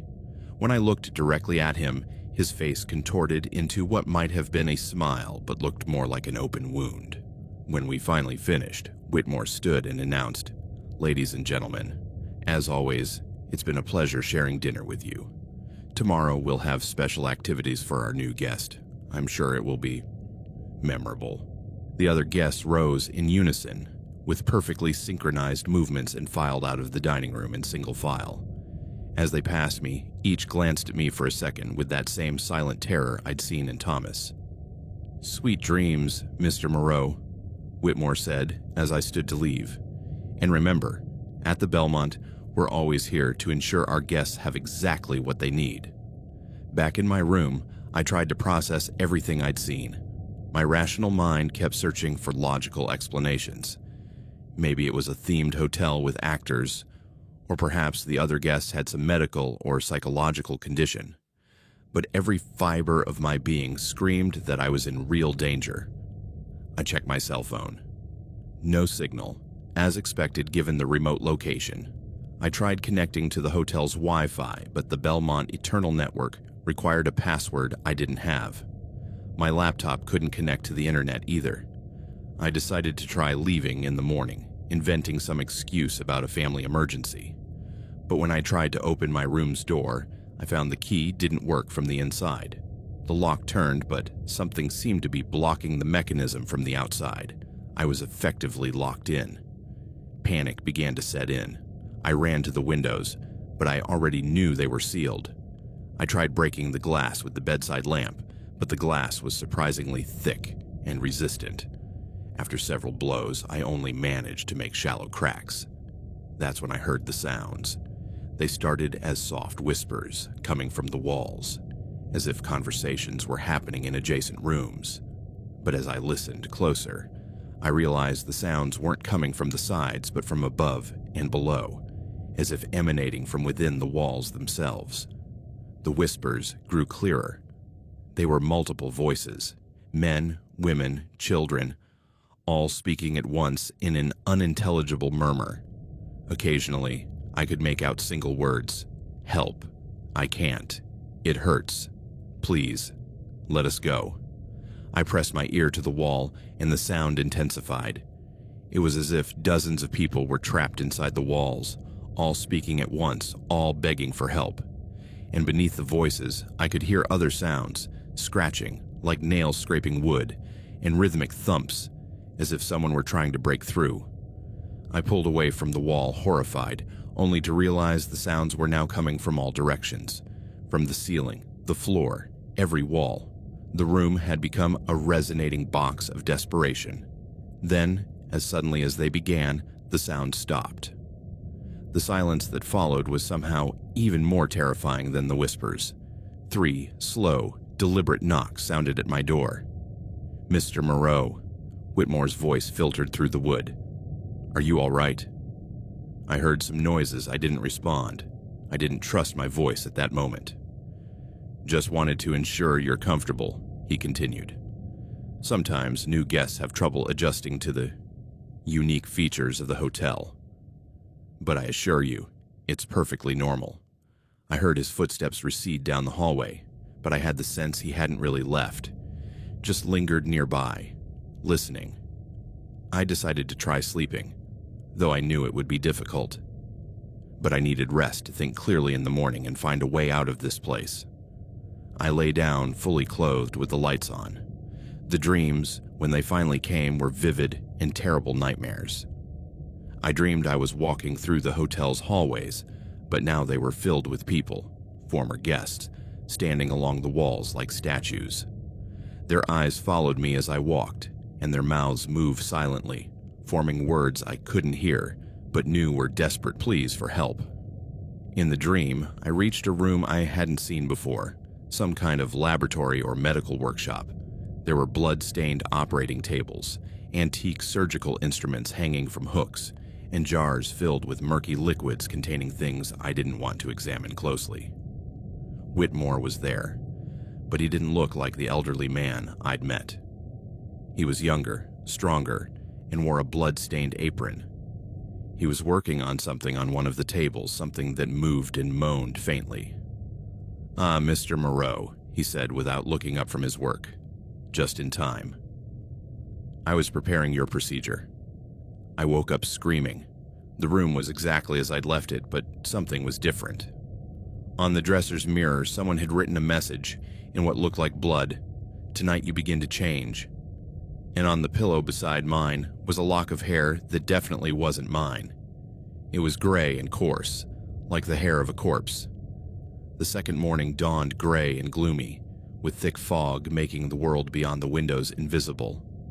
I hadn't really slept after the nightmare, just lay there, watching shadows move across the room and listening to the occasional sounds from the walls. When I tried to open the room's door, I found it now worked normally. The key turned smoothly, and I could step into the hallway. It was as if the previous night had been a hallucination, except for the message on the mirror and the hair on the pillow, both still visible. The hotel seemed different during the day. The colors were more faded, the shadows deeper, and an oppressive silence made each of my steps echo like gunshots. I saw none of the other guests or staff. I decided to explore, looking for any way to communicate with the outside world or escape. My first stop was the main lobby, hoping to find a payphone or at least some information about the area. The reception desk was empty, but the ledger was still open. Curious, I approached to examine it closer. The pages were filled with names dating back decades, but what caught my attention were the annotations in the margins. Next to my name, someone had written "Process initiated day 1" in the same red ink that looked like blood. I flipped back through the ledger, looking for patterns. Every name had similar annotations. Process initiated, followed by daily updates. Day 2, moderate resistance. Day 5, partial integration. Day 7, complete transfer. Names with complete transfer never had departure dates. Thomas Whitman, the man who'd tried to warn me at dinner, had an entry starting in 1962 with process initiated and ending 7 days later with complete transfer. Now part of the family. With trembling hands, I searched for Margaret Thornfield's entry. Her process had lasted only 5 days in 1962, ending with complete transfer, excellent integration into the collective. It was clear some kind of procedure or process was being performed on guests, something that turned them into the empty, controlled beings I'd seen at dinner. And according to the ledger, I was on day 1 of that process. I closed the book and continued exploring. Behind the reception desk, I found a door marked Private Office Do Not Disturb. It was locked, but the frame was old and the wood swollen with dampness. With some force, I managed to open it. The office was small and cluttered, with filing cabinets reaching the ceiling and desks covered in documents. But what dominated the room was a massive collection of photographs pinned to every available wall. Thousands of photos of hotel guests over the years. The photos were organized chronologically, starting with sepia images from the late 19th century and continuing to more recent color photographs, but all followed the same pattern. People arriving at the hotel with normal, happy expressions. Then a series of photos taken over days showing gradual but unsettling changes. In the first photos of each series, people looked normal, but with each subsequent image, something changed. Their expressions grew emptier, their postures stiffer, their eyes more glassy. It was like watching the life drain from their faces until they became the hollow masks I'd seen at dinner. I searched through the files and found folders with the names of all the guests I'd met. Thomas Whitman's folder contained detailed medical reports written in Whitmore's tiny handwriting. They described a process of integration involving some kind of treatment or procedure performed nightly over a week.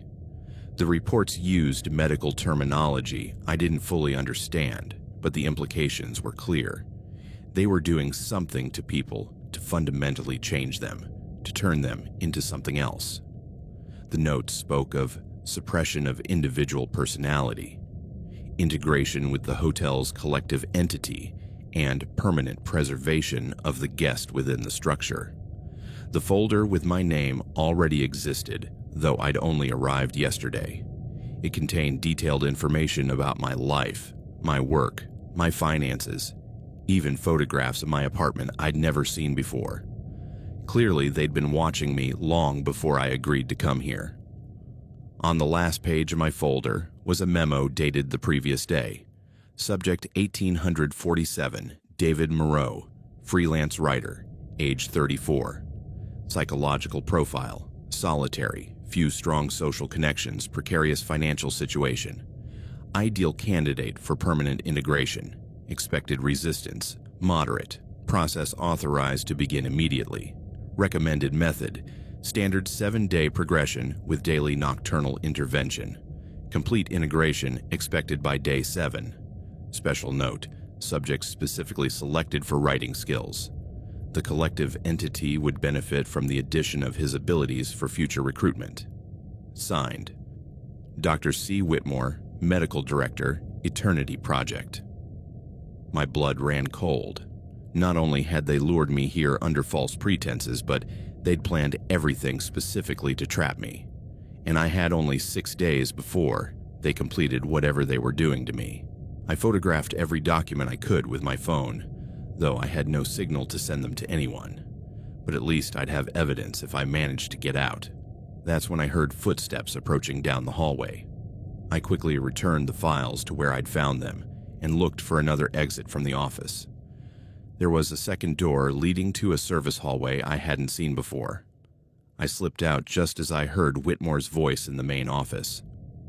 Interesting. Our new guest is more curious than expected. The service hallway was narrow and dimly lit, with exposed pipes dripping constantly. The air was heavier here, thick with dampness and smells I preferred not to identify. Following the hallway, I reached a staircase descending to what I assumed were the hotel's basements. I had few options. If Whitmore had discovered I'd been snooping in his office, they'd likely accelerate their process, whatever it was. I needed to find more information or an escape route before it was too late. The basements were a maze of stone corridors extending far beyond what the hotel's structure should allow. The walls were natural stone, as if carved directly from the mountain's rock. Bare bulbs hung at irregular intervals, creating pools of yellowish light separated by stretches of near-total darkness. The sound of my footsteps echoed strangely in these tunnels, creating multiple echoes that made it hard to tell which noises were mine and which might belong to something else moving in the dark. The first room I found seemed to be a traditional wine cellar, with racks filled with dusty bottles. But upon closer inspection, I discovered many didn't contain wine. The liquids were strange colors: fluorescent green, viscous red, cloudy yellow, and the labels were handwritten with names I didn't recognize: memory extract, suppression serum, preservation, fluid. Deeper in the basements, I found what had clearly been a medical laboratory at some point. There were stainless steel tables stained with what looked like dried blood, cabinets filled with antique surgical instruments, and several devices I couldn't identify but seemed straight out of a horror movie. On one table was an open folder with medical photographs that made me nauseous. They showed surgical procedures performed on live human brains, with electrodes implanted in specific areas and wires extending to external devices. The subjects in the photos had open but completely empty eyes, exactly like the guests I'd seen at dinner. Next to the photographs were technical notes detailing the process. Apparently, they were performing a modified lobotomy, but instead of simply damaging the brain, they were implanting devices that allowed them to control certain aspects of personality and behavior. The notes spoke of neural integration with the hotel's collective network and preservation of useful skills while eliminating individual resistance. It was as if they were turning people into components of some larger organism, preserving their abilities, but stripping away their individuality and free will. At the back of the laboratory, I found something even more disturbing: a room filled with cylindrical glass tanks, each filled with a green liquid and connected to a complex network of tubes and wires. And floating inside each tank was a human brain. The brains were connected to electrodes and seemed active. Small lights blinked on the devices attached to them, and occasionally I could see what looked like electrical impulses running along the wires. It was as if the brains were conscious and functioning, but disconnected from any body. On a plaque beside the tanks was an explanation written in Whitmore's careful handwriting: Permanent Neural Archive, Eternity Project. The brains preserved here represent the culmination of decades of research into the preservation of human consciousness. Each retains the memories, skills, and personality of former Belmont Hotel guests, but integrated into a collective network that allows the sharing of information and experiences. Through this network, we achieve true immortality, not merely the preservation of the body, but the eternal continuation of the mind. Guests who have completed the integration process continue to exist both in physical form, as part of the hotel staff, and in neural form, as part of the collective knowledge network. The Belmont Hotel is not merely a lodging establishment, but a living organism composed of all those who have chosen to stay forever. The realization hit me like a sledgehammer. The guests I'd seen at dinner weren't mentally controlled people, but empty bodies operated by this network of preserved brains. And Whitmore wasn't just the hotel manager, but the creator of this abomination, keeping this place alive and luring new victims to feed his collection. I had to get out immediately, but as I headed toward the staircase, I heard voices from above. Whitmore was speaking to someone, or something.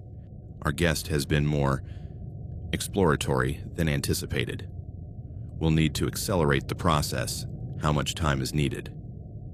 It was a different voice, but something odd in its cadence, like an imitation of normal human speech. With high resistance, we might need more direct measures. Prepare the laboratory for tonight. If we can't process him gradually, we'll have to do the full integration at once. Understood. What if he tries to escape? He can't. The exits were sealed last night. But if he becomes too problematic... There was a pause. The brain's preservation is what matters. The body is optional. Their footsteps faded, but I knew they were preparing something for that night. I had only a few hours before they tried to turn me into one of those floating brains or an empty automaton like the other guests. I spent the rest of the day hiding in the basements, exploring every tunnel and room, searching for an escape route Whitmore might have overlooked. The place was vast, extending far beyond what should be possible for a hotel of its size. It was as if they'd been digging for decades, creating a massive underground complex. In one of the farthest rooms, I found something that gave me hope. An old staircase leading up to what seemed to be an emergency exit. The door at the top was rusted and bolted from the inside, but the hinges were so corroded that with enough force, I could break them. But first, I needed more information.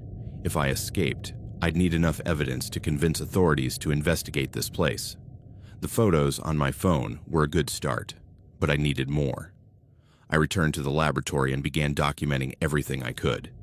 I photographed the instruments, the medical notes, the tanks with the brains, and any other documents I found.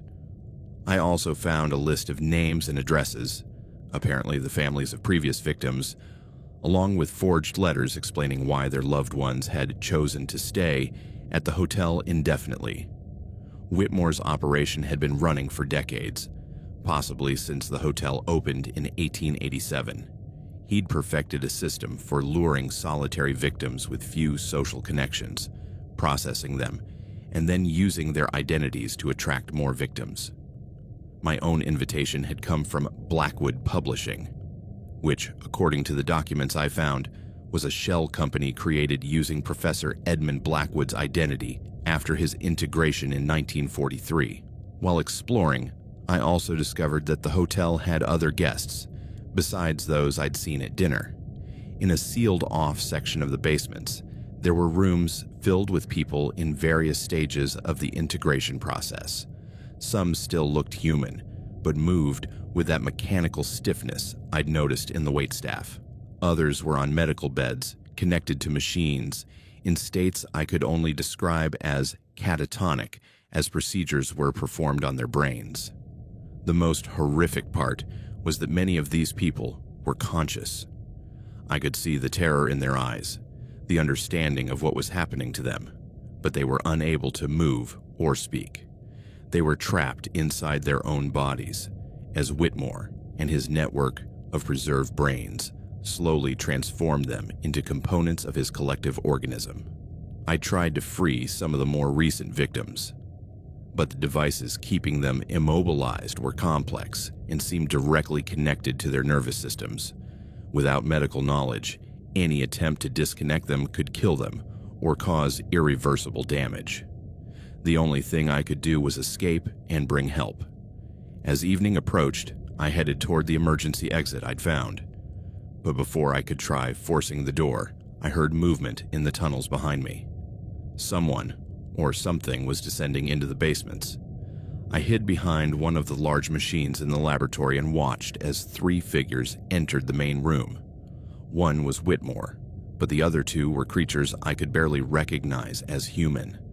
They seemed to have once been people, but were now grotesquely modified. Elongated limbs, eyes replaced with mechanical devices, and parts of their bodies clearly artificial. "Where is he?" Whitmore asked, though his voice sounded different, more resonant, as if speaking through an amplifier. "The sensors detected him in this area," one of the creatures replied in a voice like radio static. "But the signals have weakened." "No matter. Prepare the mobile laboratory. If we can't bring him upstairs, we'll perform the procedure here." They began setting up equipment I recognized from the medical photographs I'd seen: surgical instruments, anesthesia devices, and a portable operating table. They were preparing to perform the operation right there in the basements. I knew I had only minutes before they found me. I moved carefully toward the emergency exit, trying not to make noise on the damp stone floor. The door was even more rusted than I'd thought, and when I tried to force the hinges, the metal let out a screeching sound that echoed through the tunnel. Immediately, I heard shouts from the laboratory. "There he is! Sector E, emergency exit." Heavy footsteps began approaching, accompanied by mechanical sounds that weren't entirely human. I threw all my weight against the door, and finally one of the hinges broke. With one last desperate effort, I created a gap large enough to slip through. I emerged onto what seemed to be a wooded hillside behind the hotel. It was night, and thick fog made it hard to see beyond a few meters, but I could hear noises behind me. They were widening the gap in the door to pursue me. I ran into the forest, with no specific direction, just away from the hotel. Branches scratched my face and clothes, and roots tripped me constantly, but I kept running. Behind me, I could hear what I could only describe as a hunt. Voices shouting instructions, sounds of machinery, and something else. Howls that weren't entirely human or animal. I ran through the forest for what felt like hours, though it was probably only minutes. The fog had thickened to the point I could barely see my own hands, and the sounds of pursuit seemed to come from all directions. The terrain was treacherous, full of hidden ravines and fallen logs I couldn't see until it was too late. Several times I fell painfully, but terror kept me moving. Each time I stopped to listen, the sounds of my pursuers seemed closer. The howls had grown more frequent and varied. Some sounded like wild animals, others like malfunctioning machines, and others like distorted human voices shouting words I couldn't understand. It was as if everything inhabiting the hotel's surroundings had been corrupted by Whitmore's and his collective network's influence. In a small clearing, I stopped to get my bearings. My phone still had no signal, but the compass worked. I tried to recall the direction I'd come from to reach the hotel, hoping to find the main road back to civilization. That's when I saw the lights. They were small, flickering lights like flashlights moving through the trees in a systematic search pattern. But there was something odd about how they moved. Too smooth, too coordinated, as if connected to a single mind directing the search. I crouched behind a fallen log and watched. The lights came close enough for me to see their bearers, and what I saw made me hold my breath. They were the hotel's guests, the same ones I'd seen at dinner, but now moving with purpose and perfect coordination. Margaret Thornfield, Thomas Whitman, Professor Blackwood, all were there, along with dozens of others I hadn't seen before. All carried flashlights and moved in formation, communicating with silent but precise gestures. Most disturbing, they didn't seem to be searching randomly. They were heading directly toward my location, as if they could track me somehow. I backed away from the clearing quietly, but no matter where I went, the lights seemed to follow. It was as if I couldn't hide from them. Then I remembered something from the documents I'd seen. References to tracking devices implanted during the first nocturnal exposure. I touched my head, where I'd felt pain the previous night, after the nightmare. Was it possible they'd done something while I slept? The thought was terrifying, but would explain why they could track me so easily. If they'd implanted some kind of tracking device, I'd never be able to escape them. In desperation, I decided to try something drastic. I found a sharp rock and, after sterilizing it with the hand sanitizer in my pocket, made a small incision in my scalp where I'd felt the pain. The pain was intense, but I immediately felt something small and metallic under the skin. With trembling fingers, I managed to extract an object the size of a grain of rice, made of metal and plastic, with tiny blinking lights. It was clearly a tracking device. I threw it as far as I could toward the opposite side of the forest, hoping to confuse them, at least temporarily. It worked. The pursuers' lights moved toward where I'd thrown the device, and I could hear their voices coordinating to follow the new signal.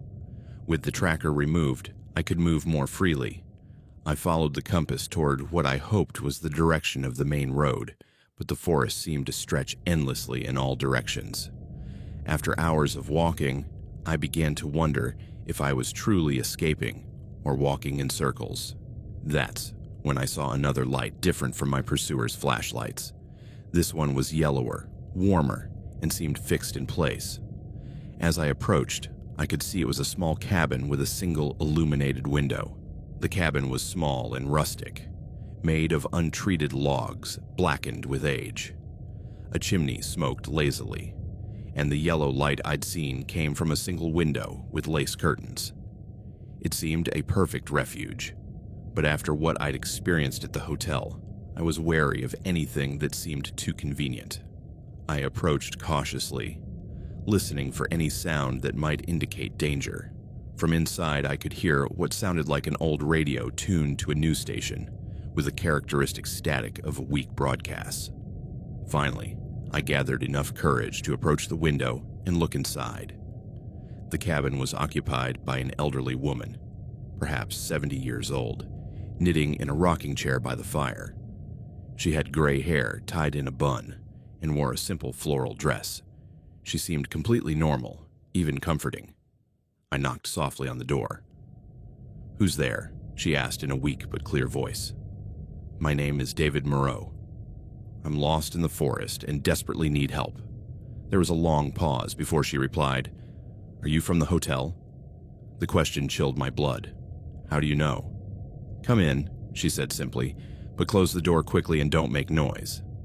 I opened the door and entered a warm, cozy interior that contrasted sharply with the horror I'd left behind. The woman motioned for me to sit in a chair by the fire. "My name is Elena Vasquez," she told me as she poured tea from a kettle warming by the fireplace. "I've been living in this forest for 15 years, hiding from that thing that calls itself a hotel." "You were there?"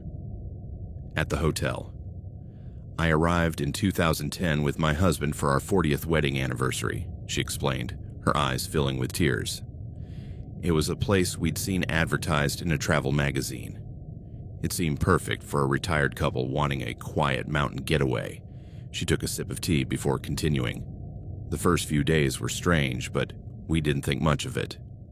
The staff was peculiar, the food tasted odd, and there were strange noises at night. But on the third day, my husband started acting differently." "Differently how?" "He became empty. He responded when I spoke to him, but it was like someone else was using his body.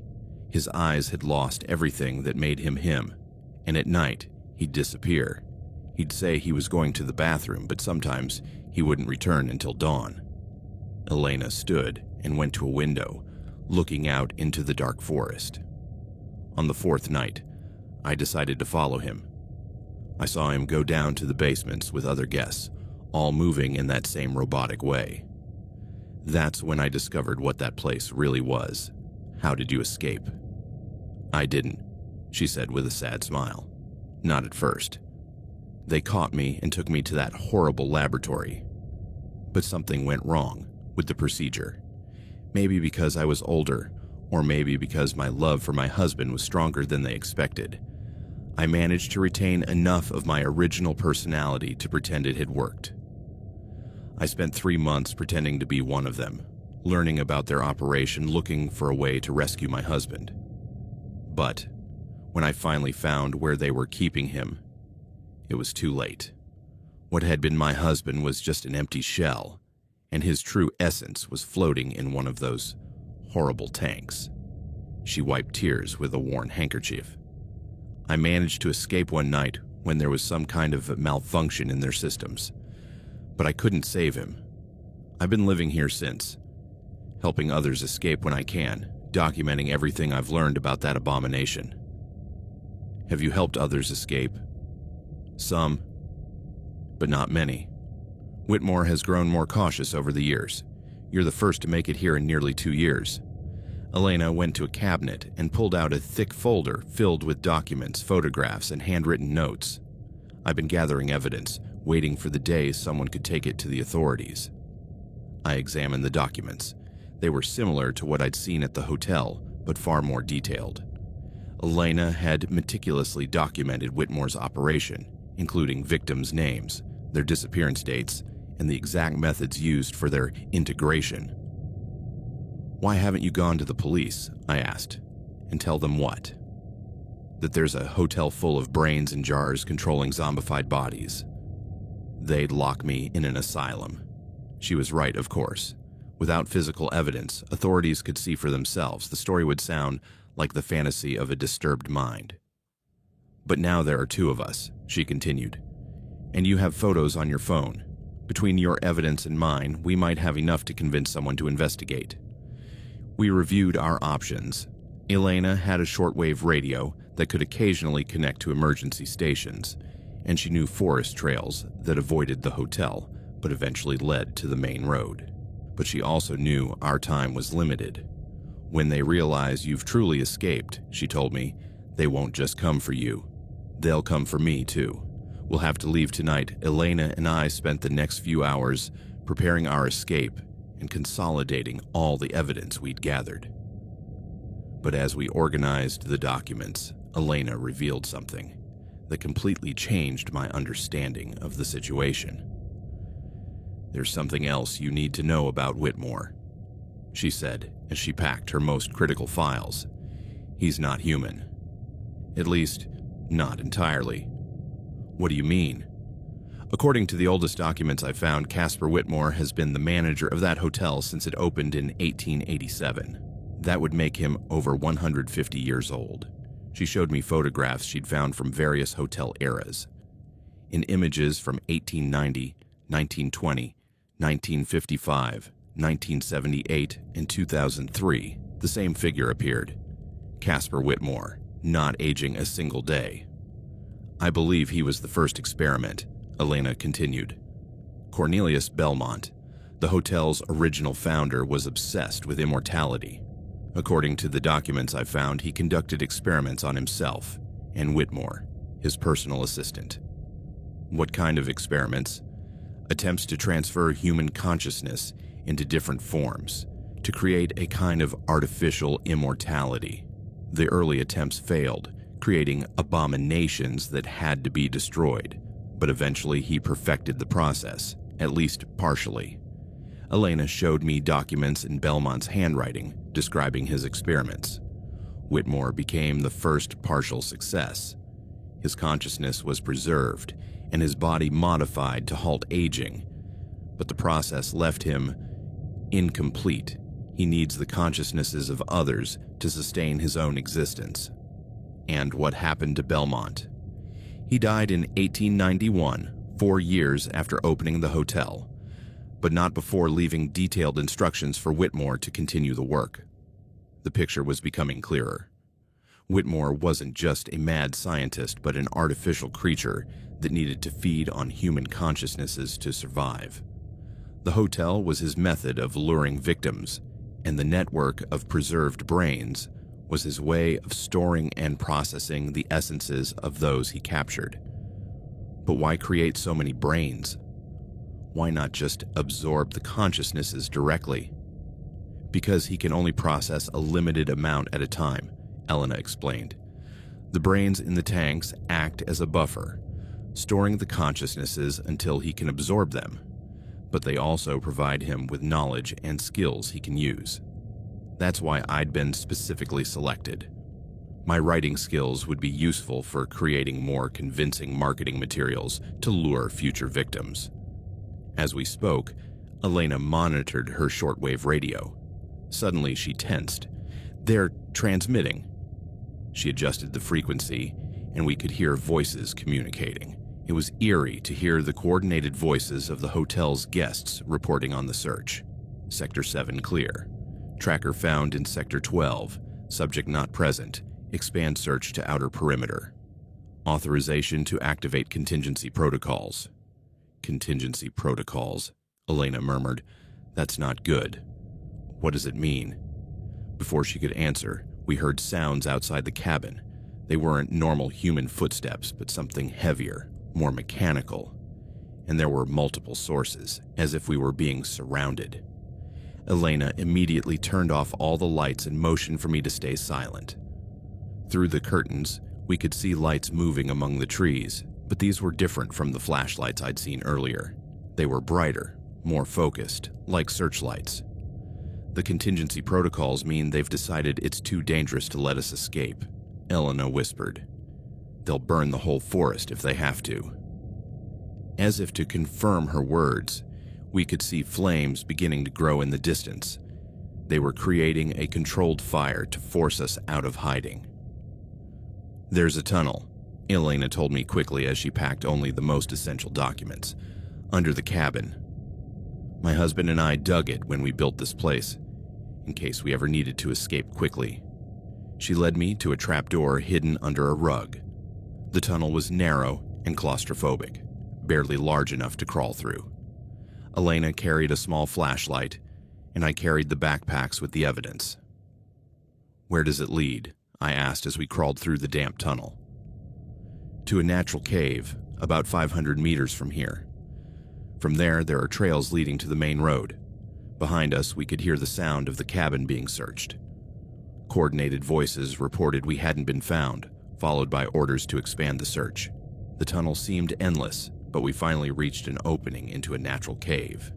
Elena knew the way perfectly, guiding us through a series of connected chambers that eventually led to an exit on a rocky hillside several kilometers from the hotel. From there, we could see the full extent of the fire they'd started. Much of the forest was ablaze, creating an effective barrier that would have made escape impossible by any other route. "They're willing to destroy everything to keep us from escaping," I observed. "It's because they know if we reach the authorities with the evidence we have, their operation is over," Elena replied. "They've invested over a century in building this system. They won't let two fugitives destroy it. It took us all night to reach the main road, following trails only Elena knew. At dawn, we finally arrived at an abandoned gas station where Elena had a hidden old vehicle for emergencies. From the gas station, we were able to call the authorities. At first, as Elena had predicted, they were skeptical. But the photos on my phone and the detailed documents Elena had collected over years were enough to convince a detective that it warranted an investigation. What they found when they arrived at the Belmont Hotel 3 days later was even worse than what we'd documented. The fire had destroyed much of the hotel's upper structure, but the basements were intact. Investigators found the laboratory, the tanks with preserved brains, and evidence of decades of murders and illegal medical experiments. Whitmore had vanished, along with many of the hotel's guests. Some of the bodies they found were so modified that forensic experts struggled to determine if they'd ever been human. The brains in the tanks were dead when investigators arrived, as if someone had deliberately disconnected their life support systems. The case became one of the largest serial crime investigations in the state's history, with victims dating back over a century. Elena and I testified in closed hearings, and our testimony helped identify many of the victims who had been reported missing over the years. But Whitmore was never found. It's been 3 months since I escaped the Belmont Hotel, and I still have nightmares about what I saw there. Elena and I stay in touch, bonded by the shared experience of surviving something that defies rational explanation. Sometimes late at night, I receive phone calls where no one speaks, but I can hear sounds I recognize. The echo of long hallways, the hum of medical machines, and occasionally, voices whispering my name. Elena has told me she gets these calls too. We know Whitmore is still out there somewhere, and we know he hasn't given up on reclaiming us. The hotel may be destroyed, but the thing that created and sustained it for over a century is still alive. That's why I'm writing this story now, while I can still recall every detail clearly. If something happens to me, if I disappear like so many other victims of the Belmont Hotel, at least there will be a record of the truth. And if you're reading this, be wary of unexpected invitations to remote hotels. Be cautious of places promising unique or unforgettable experiences. And if you ever see a Victorian hotel in the mountains, surrounded by neglected gardens and headless statues, don't stop. Keep driving and don't look back, because at the Belmont Hotel, checking out was never really an option.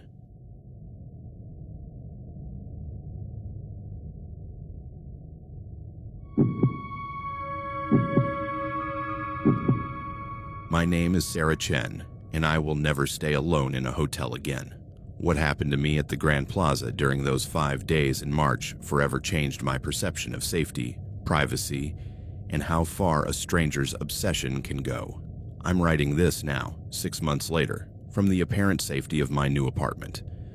I've moved 3 times since then because I need to get it out of my system, because I still feel like I'm being watched. I had traveled to Chicago for work, a digital marketing conference that would span 4 days. My company had booked rooms at the Grand Plaza, a mid-tier hotel in the financial district that seemed professional and safe. I arrived on a Sunday afternoon, intending to settle in and review my presentations before the conference began on Monday. The Grand Plaza's lobby was typical of corporate hotels: beige marble, brown leather sofas, and decor that tried to be elegant but felt impersonal. The reception staff was efficient but distant, the kind of service you expect when your company foots the bill and you're just another business guest. Room 412, the receptionist, a middle-aged woman with a professional smile that didn't reach her eyes, told me. 4th floor, turn right out of the elevator. Do you need help with your luggage? I declined the help.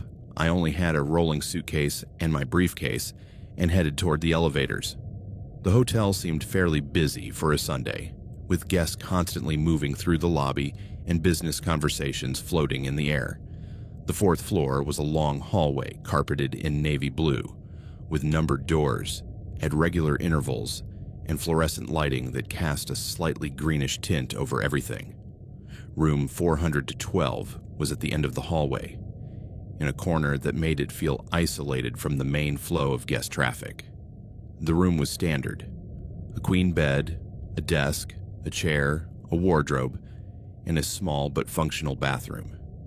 It had a window overlooking the west side of the building, with a view of a parking lot and some office buildings. It wasn't glamorous, but it was clean and would have everything I needed for my workday.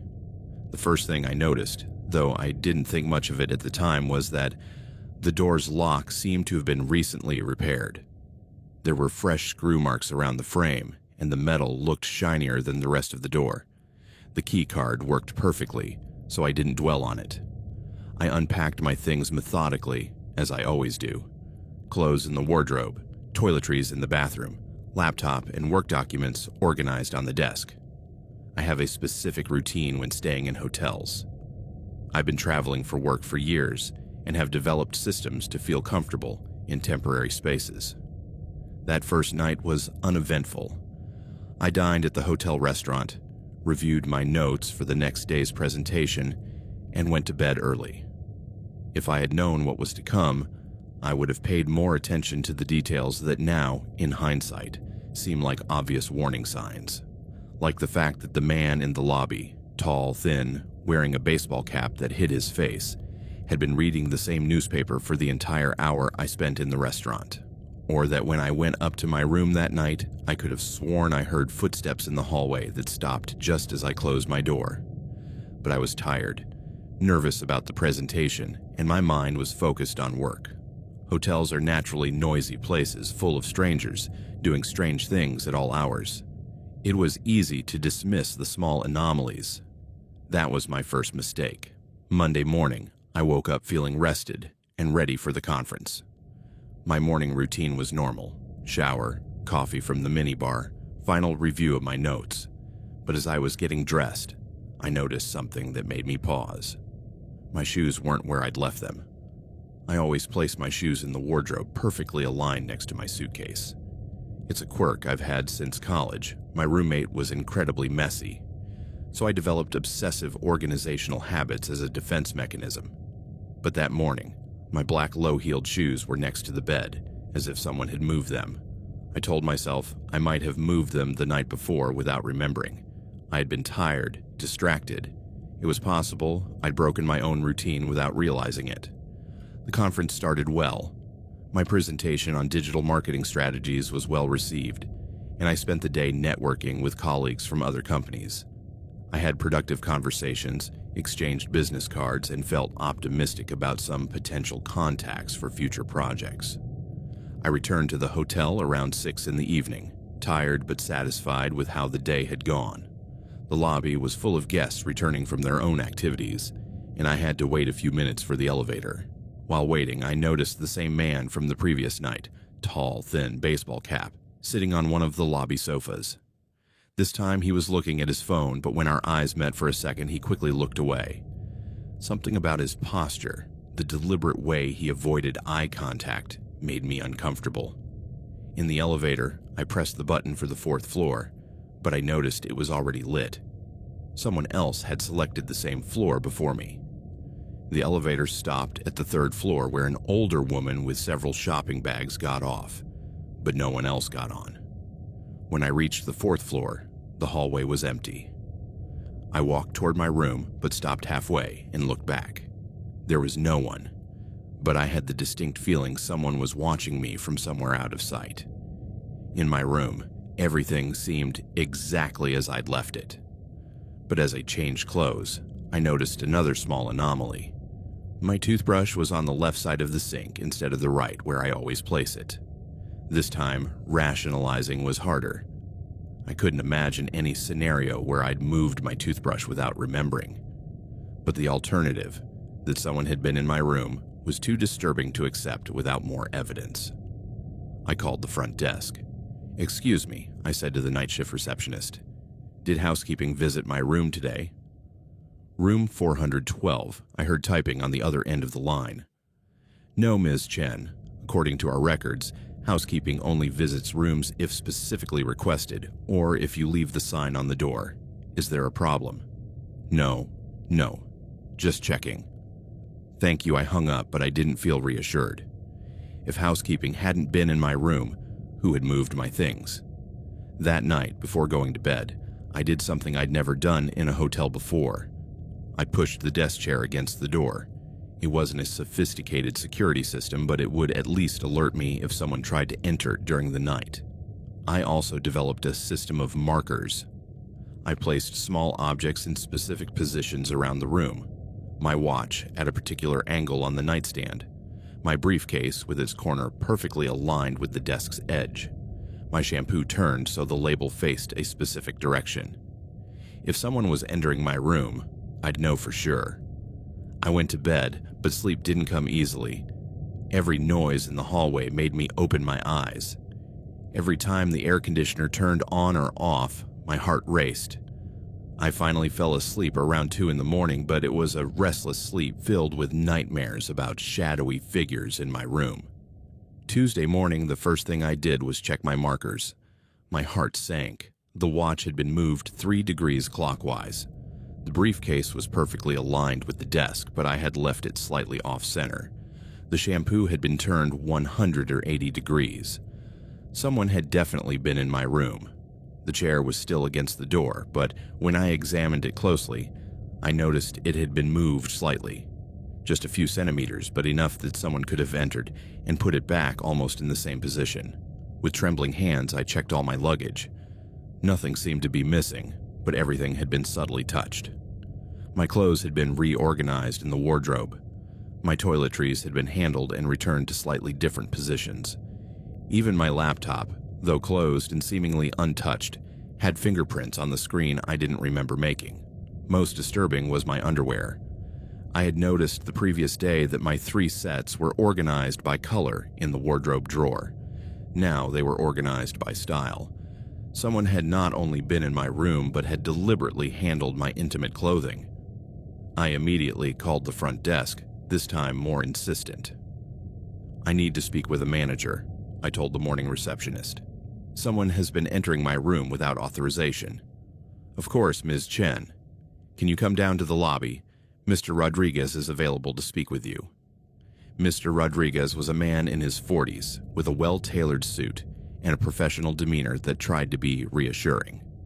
He took me to a small office behind the reception desk and offered me coffee while I explained the situation.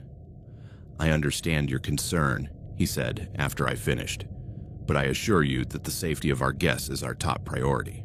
All our rooms require key cards, and the system logs every time a card is used." "Then check the logs," I said. "Check who has entered room 412 in the last 2 days." Rodriguez typed on his computer for several minutes, frowning occasionally. "According to our system, your card has been the only one used to access room 412 since you checked in." "That's impossible. Someone has been there. Have you shared your key card with anyone?" A colleague, perhaps? Of course not. Rodriguez leaned back in his chair, and I could see he was starting to think I was a problematic guest, or possibly paranoid. Ms. Chen, I understand that staying in a hotel can be stressful, especially when traveling alone for work. Sometimes fatigue and stress can make... I'm not imagining things, I interrupted. Someone has been in my room touching my belongings. I want the lock on my door changed and a new key card issued. We can move you to a different room if that would make you feel more comfortable. No, I want the same room, but with a new lock, Rodriguez sighed. All right, I'll have maintenance change the lock this afternoon, and we'll issue you new key cards. But I assure you our security system is highly reliable. I left his office feeling partially relieved, but still deeply uneasy. If the hotel's security system was as reliable as Rodriguez claimed, how had someone entered my room, and why would they? The second day of the conference was harder than I expected. I struggled to focus on the presentations and conversations. I kept checking my phone, as if expecting something. I didn't know what. During lunch, while chatting with colleagues at the conference restaurant, I felt like I was being watched. I scanned the restaurant several times, but couldn't identify anyone paying me unusual attention. It was while leaving the bathroom that I saw him clearly for the first time. The same man I'd noticed in the hotel lobby, tall, thin, baseball cap, was in the convention center's cafeteria, sitting alone at a table near the entrance. He had a coffee in front of him and an open laptop, as if he were just another conference attendee. But when I came out of the bathroom and our eyes met, he didn't look away immediately as he had before. He stared at me directly for 2 or 3 seconds with an intensity that made me feel like a specimen under a microscope. Then he smiled. It wasn't a friendly or casual smile. It was a smile that said, "I know something you don't." A smile that made me want to run. Instead, I walked straight to his table. "Do I know you?" I asked, trying to keep my voice steady. He closed his laptop slowly, not taking his eyes off my face. "I don't think so," he said in a soft voice with a slight southern accent. "But you seem familiar. I've seen you at the hotel where I'm staying." "Really?" His smile widened. "What a coincidence. Chicago's a small city, don't you think?" Something about the way he said small made my skin crawl. It wasn't a small city. It had millions of residents, and the chances of us coincidentally being at the same hotel and conference were practically non-existent. "What's your name?" I asked. "Mike," he replied, but there was a pause before he said it, as if he were making it up. "Mike what?" He stood up from the table, picked up his laptop, and stepped close enough that I could smell his cologne. Something strong and sweet that vaguely reminded me of wilted flowers. "Pleasure meeting you," he said, ignoring my question. "I'm sure we'll see each other again soon." He walked away before I could respond, leaving me standing by his now empty table with my heart pounding. On the table's surface was a small puddle of spilled coffee that, from a certain angle, looked disturbingly like the numbers 412. That afternoon, when I returned to the hotel, I went straight to the front desk to ask about the lock. Maintenance had been there, they assured me, and the lock had been completely replaced. They gave me 2 new key cards and confirmed that the old ones had been deactivated.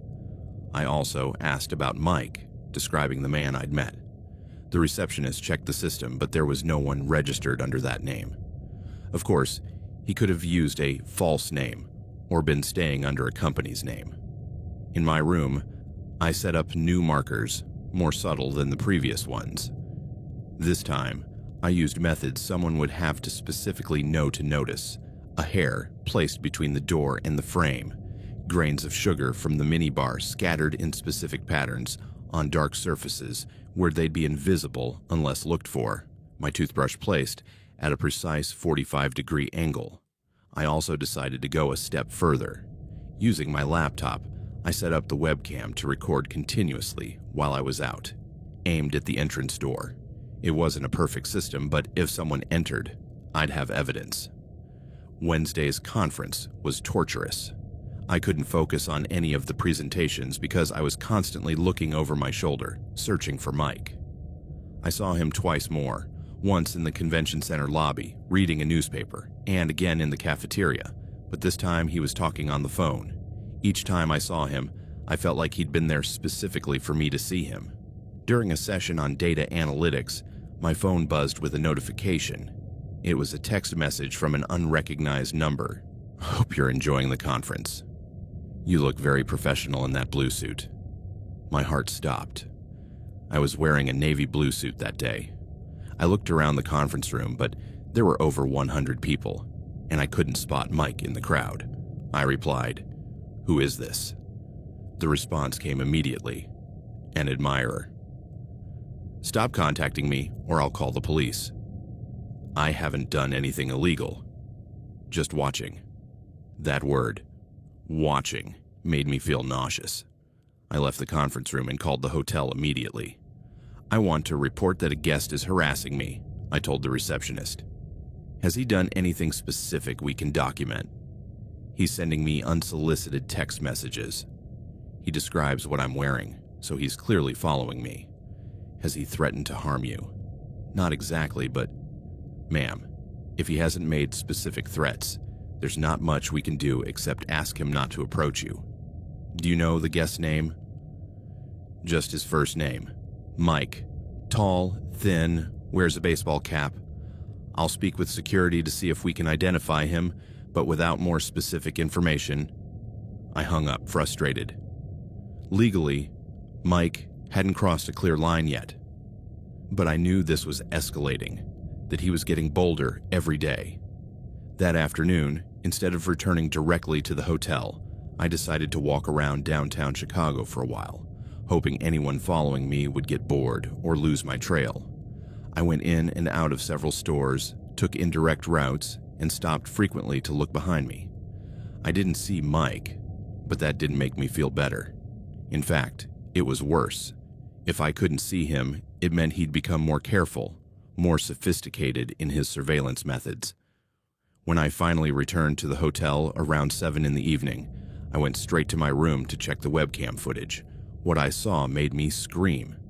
At 3:47 in the afternoon, while I was at the conference, the door to my room opened. A man entered. I couldn't see his face because he wore a baseball cap pulled low, but his height and build matched Mike exactly. He was holding what appeared to be a key card. For the next 20 minutes, the video showed the man moving through my room systematically. He opened every drawer, checked every wardrobe, and handled every one of my personal items with an almost reverential care. The most disturbing part was what he did with my clothes. He took them out piece by piece, laid them on the bed, and took photos with his phone. When he finished with each item, he smelled it before carefully folding it and returning it to its place. But what made me call the police immediately was what he did at the end of his visit. He lay on my bed, on top of the sheets, and stayed there for several minutes with his eyes closed, as if imagining I was there with him. Just before leaving, he walked straight to the laptop's camera, as if he knew exactly where it was, and smiled. It was the same unsettling smile he'd given me in the cafeteria, but this time there was something more to it, something hungry. The officers who responded to my call were professional, but clearly skeptical at first. They'd seen many cases of paranoid hotel guests, they explained, especially women traveling alone for business. But their attitude changed completely when I showed them the video. "Jesus," muttered the younger officer, Detective Martinez, as he watched the intruders smell my clothes. This is very specific." His partner, Detective Wilson, a woman in her 40s with a stern expression, took detailed notes as I explained the entire timeline of events, the moved objects, the text messages, the encounters at the conference. "Have you preserved the text messages?" Wilson asked. I showed her my phone. I had received 3 more messages since the afternoon. "Did you like the hotel?" "I enjoyed visiting you. You smell like lavender." "Your shampoo. Tomorrow's your last day here." "We need to talk. This constitutes criminal harassment," Martinez said as he photographed my phone screen. "And the unauthorized entry into your room is breaking and entering. But we need to identify the suspect." We went together to the lobby, where Wilson spoke with the night manager, Mr. Patterson, about key card access. The explanation was disturbing. According to the system, only my card had accessed room 412, but Patterson admitted that employee master key cards could be duplicated if someone had access to the programming machine. Who has access to that machine? Wilson asked. All reception staff, housekeeping, maintenance, and security, Patterson replied. That's about 20 employees. We need a list of all of them, Martinez said. And we want to see any security footage you have from the lobby and hallways for the last 3 days. While the detectives worked with the hotel staff, I stayed in the lobby under the supervision of a uniformed officer. It was humiliating, but necessary. Wilson had been clear that I shouldn't be alone until they identified the stalker. Around 10 at night, Wilson returned with disturbing information. We've reviewed the security footage, she told me. Your stalker appears multiple times over the last 3 days, but always with the cap pulled low, so the cameras can't clearly capture his face. It's obvious he knows the location of every camera. Does that mean he works here? It's a possibility. But he could also have studied the building carefully. Patterson is providing us with personnel information, but this will take time. What do I do in the meantime? I can't stay in that room. Absolutely not. We're going to move you to a different hotel tonight. And tomorrow, when your conference ends, I strongly suggest you return home immediately. The hotel paid for my transfer to the Marriott downtown, where the detectives ensured I checked in under a false name. There was a plainclothes officer in the lobby all night, and Wilson gave me her personal number with instructions to call immediately if I received any further contact from the stalker. That night, in a different room in a different hotel, I finally managed to sleep a few hours, but they were restless dreams filled with images of Mike lying on my bed, smelling my clothes, smiling at the camera. Thursday, my last day in Chicago, I tried to act normal at the conference, but it was nearly impossible to focus. Every tall man I saw made me jump. Every time my phone buzzed, my heart skipped a beat. The detectives had assigned me discreet protection. A plainclothes officer posing as a conference attendee, but that only made me more paranoid. If I needed police protection, it meant the danger was real and immediate. During lunch, Wilson called with an update. We've identified 3 Grand Plaza employees who match your stalker's physical description, she told me. We're interviewing each of them, but so far they all have alibis for the specific times we know he was in your room. What does that mean? It could mean he's not an employee. Or it could mean we have an inside accomplice providing him access. Have you found more evidence in my room? There was a pause. Yes, and you're not going to like it. Wilson explained that forensic technicians had found biological material on my sheets, specifically semen. The implications made me feel nauseous. Not only had Mike been lying on my bed, but he had been masturbating while imagining scenarios with me. We also found evidence that he'd been taking photos of all your personal belongings, she continued. There were fingerprint powder marks in places that suggest he was systematically documenting your possessions. Why would he do that? In obsessive stalking cases like this, the perpetrator is often building a fantasy of intimacy with the victim. The photos allow him to mentally recreate your personal space when he's not there. The conference ended at 4 in the afternoon. My flight wasn't until 8, but Wilson advised me to go straight to the airport and wait there, rather than stay in the Chicago metropolitan area any longer than necessary. The plainclothes officer, Detective Johnson, escorted me to a taxi and accompanied me to the airport. The entire way, I kept checking the rear window, looking for any sign we were being followed. At the airport, Johnson stayed with me until it was time to board. It was a relief to be surrounded by crowds and security personnel, but I still felt exposed and vulnerable. Just as they were announcing my flight for boarding, I received one last text message from the unknown number. Safe travels home, Sarah. It was wonderful meeting you. Don't worry, we'll keep in touch. I showed the message to Johnson immediately, who photographed it and sent the information to Wilson. But there was nothing they could do at that moment. I needed to board the plane and get away from Chicago. The entire flight, I couldn't relax. Every time someone walked down the aisle, my heart raced. Even when the plane took off and Chicago disappeared below us, I didn't feel safe. The words, "We'll keep in touch," echoed in my mind like a threat. I arrived home at my apartment in Portland around midnight on Thursday. Normally, returning to my own space after a business trip made me feel instantly more relaxed. But that night was different. Every shadow seemed to hide a threat. Every noise in the building made me jump. I checked my entire apartment methodically, inspecting every window, every lock, every place someone could hide. Everything seemed exactly as I'd left it. But after my experience in Chicago, I knew appearances could be deceiving. That first night home, I slept with a chair pushed against the bedroom door and a kitchen knife on the nightstand. It was an overreaction, I told myself, but I no longer trusted my ability to assess threats rationally. Friday morning, Wilson called with an update that gave me hope for the first time in days. "We've had a breakthrough," she told me. "The fingerprints from your hotel room match those of a man named Charlie McKelly, 34 years old, with a history of stalking charges. He has an active restraining order from a woman in Milwaukee. Have you arrested him?" "That's the problem.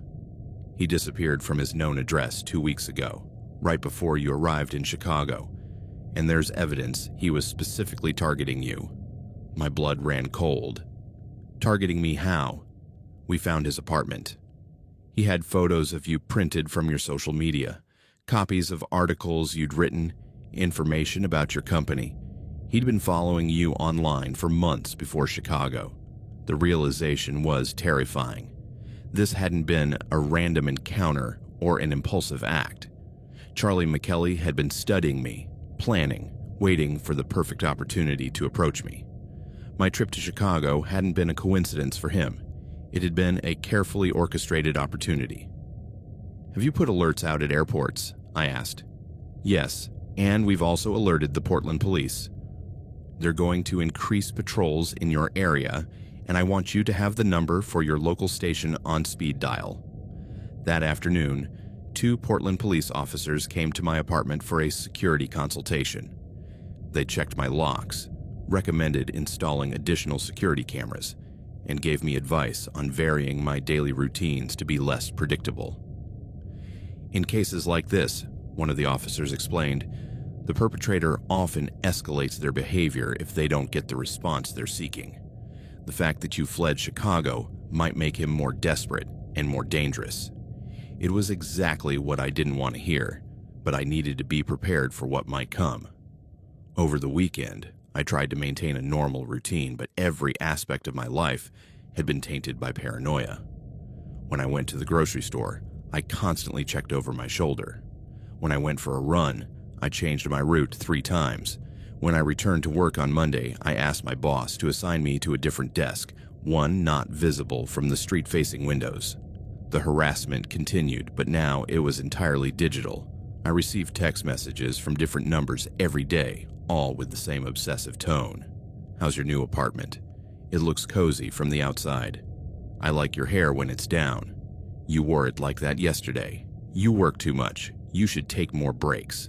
Each message was evidence that Charlie McKelly was in Portland, that he was watching me, that he knew intimate details about my daily life. The police traced every number, but they all led to prepaid phones that were likely discarded after each use. I also began receiving packages, small gifts left at my apartment door with no sender, flowers that wilted too quickly, chocolates that tasted slightly bitter, a scarf that smelled of the same sweet, cloying cologne I'd smelled in the Chicago cafeteria. The police documented every package, every message, every incident, building a case for when they could finally arrest Charlie McKelly. But in the meantime, I lived in a constant state of terror, never knowing when he'd appear next, or what he'd do when his patience finally ran out. 3 weeks after my return from Chicago, things came to a head. It was a Friday night, and I was working late in my apartment trying to meet a deadline I'd been postponing due to all the stress. Around 11 at night, my phone rang. I didn't recognize the number, but after weeks of constant text messages, I'd developed the habit of answering to document any communication for the police. "Hello, Sarah." It was Charlie McKelly's voice. The same soft voice with the slight southern accent I'd heard in the Chicago cafeteria. But now there was something different in his tone. Something more urgent, more desperate. "Charlie," I said, trying to keep my voice steady while activating my phone's recorder. "Where are you?" "Close. I'm always close. Have you been getting my gifts?" "The police have everything you've sent me. And they have your fingerprints from Chicago. They're going to arrest you." There was a low laugh that made me shudder. "That's not going to happen, Sarah. Because after tonight, they won't need to arrest me." "What do you mean?" "It means this situation is going to resolve itself." One way or another, the line went dead. I immediately called Detective Martinez in Chicago, who had been coordinating with the local police.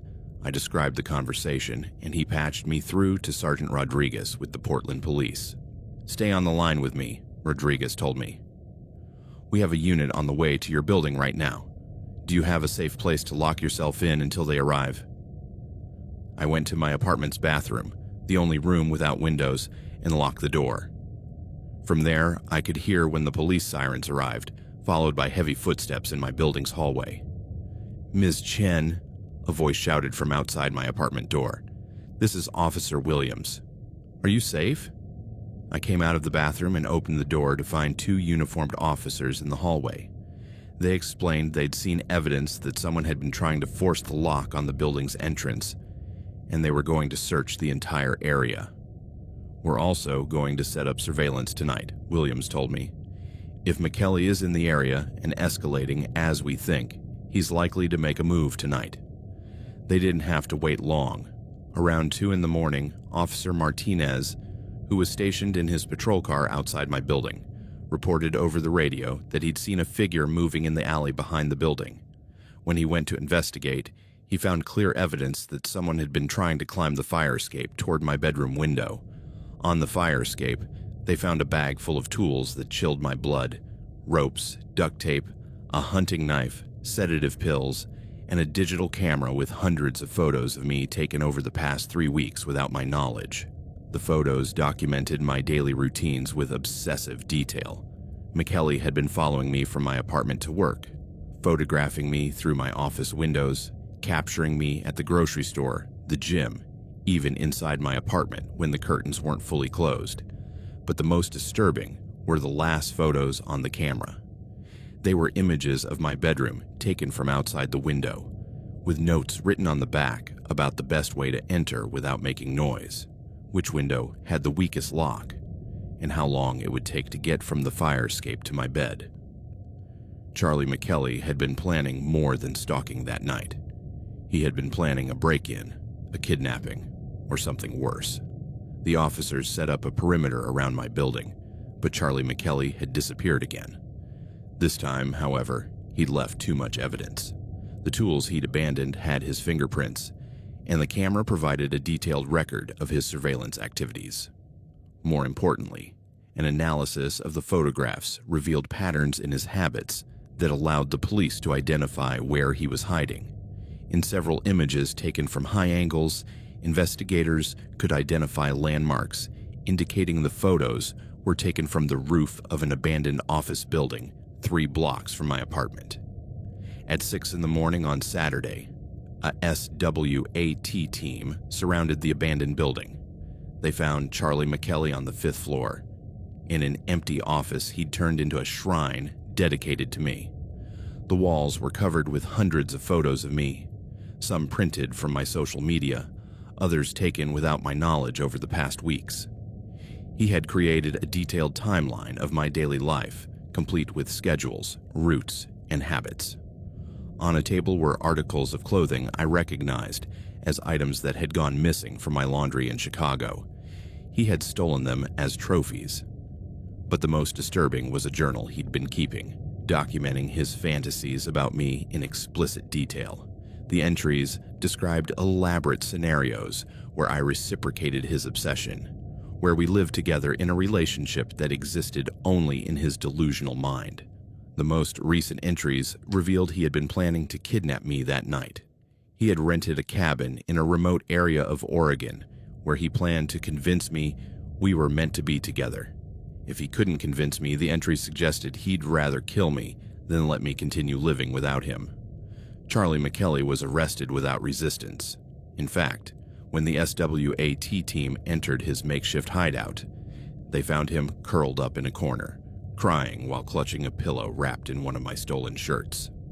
Charlie McKelly was convicted on multiple charges: criminal harassment, breaking and entering, attempted kidnapping, and possession of tools to commit a violent crime. He received a 15-year prison sentence, with a permanent restraining order prohibiting any contact with me upon his release. During the trial, I learned more details about his history that helped me understand the depth of his mental illness. He had stalked at least 6 other women previously, with a consistent pattern of behavior escalating toward violence. The woman in Milwaukee who had a restraining order against him was found dead in her apartment 2 weeks after my Chicago experience. Officially, it was ruled a suicide, but the circumstances suggest McKelly may have been involved. The forensic psychologist who evaluated him determined he suffered from erotomanic delusional disorder. He genuinely believed the women he stalked were in love with him and sending him secret signals to pursue them. In his distorted mind, my resistance and fear were just forms of flirtation, and my escape from Chicago had been a test of his devotion. 6 months after the trial, I moved to a new city and changed jobs. It was too difficult to continue living in the same place where I'd been stalked, where every shadow could hide another threat. I've been in therapy since, working to process the trauma of being objectified and hunted by someone who saw my everyday movements as invitations to his fantasy. I still struggle to travel alone for work. Hotels make me nervous automatically, and I always request rooms on high floors with extra locks. I've learned to trust my instincts more. If something feels off, it probably is. What haunts me most aren't the explicit threats or the moments of acute terror, but the realization of how vulnerable I'd been without knowing it. Charlie McKelly had been watching me, studying me, planning for months before I even knew he existed.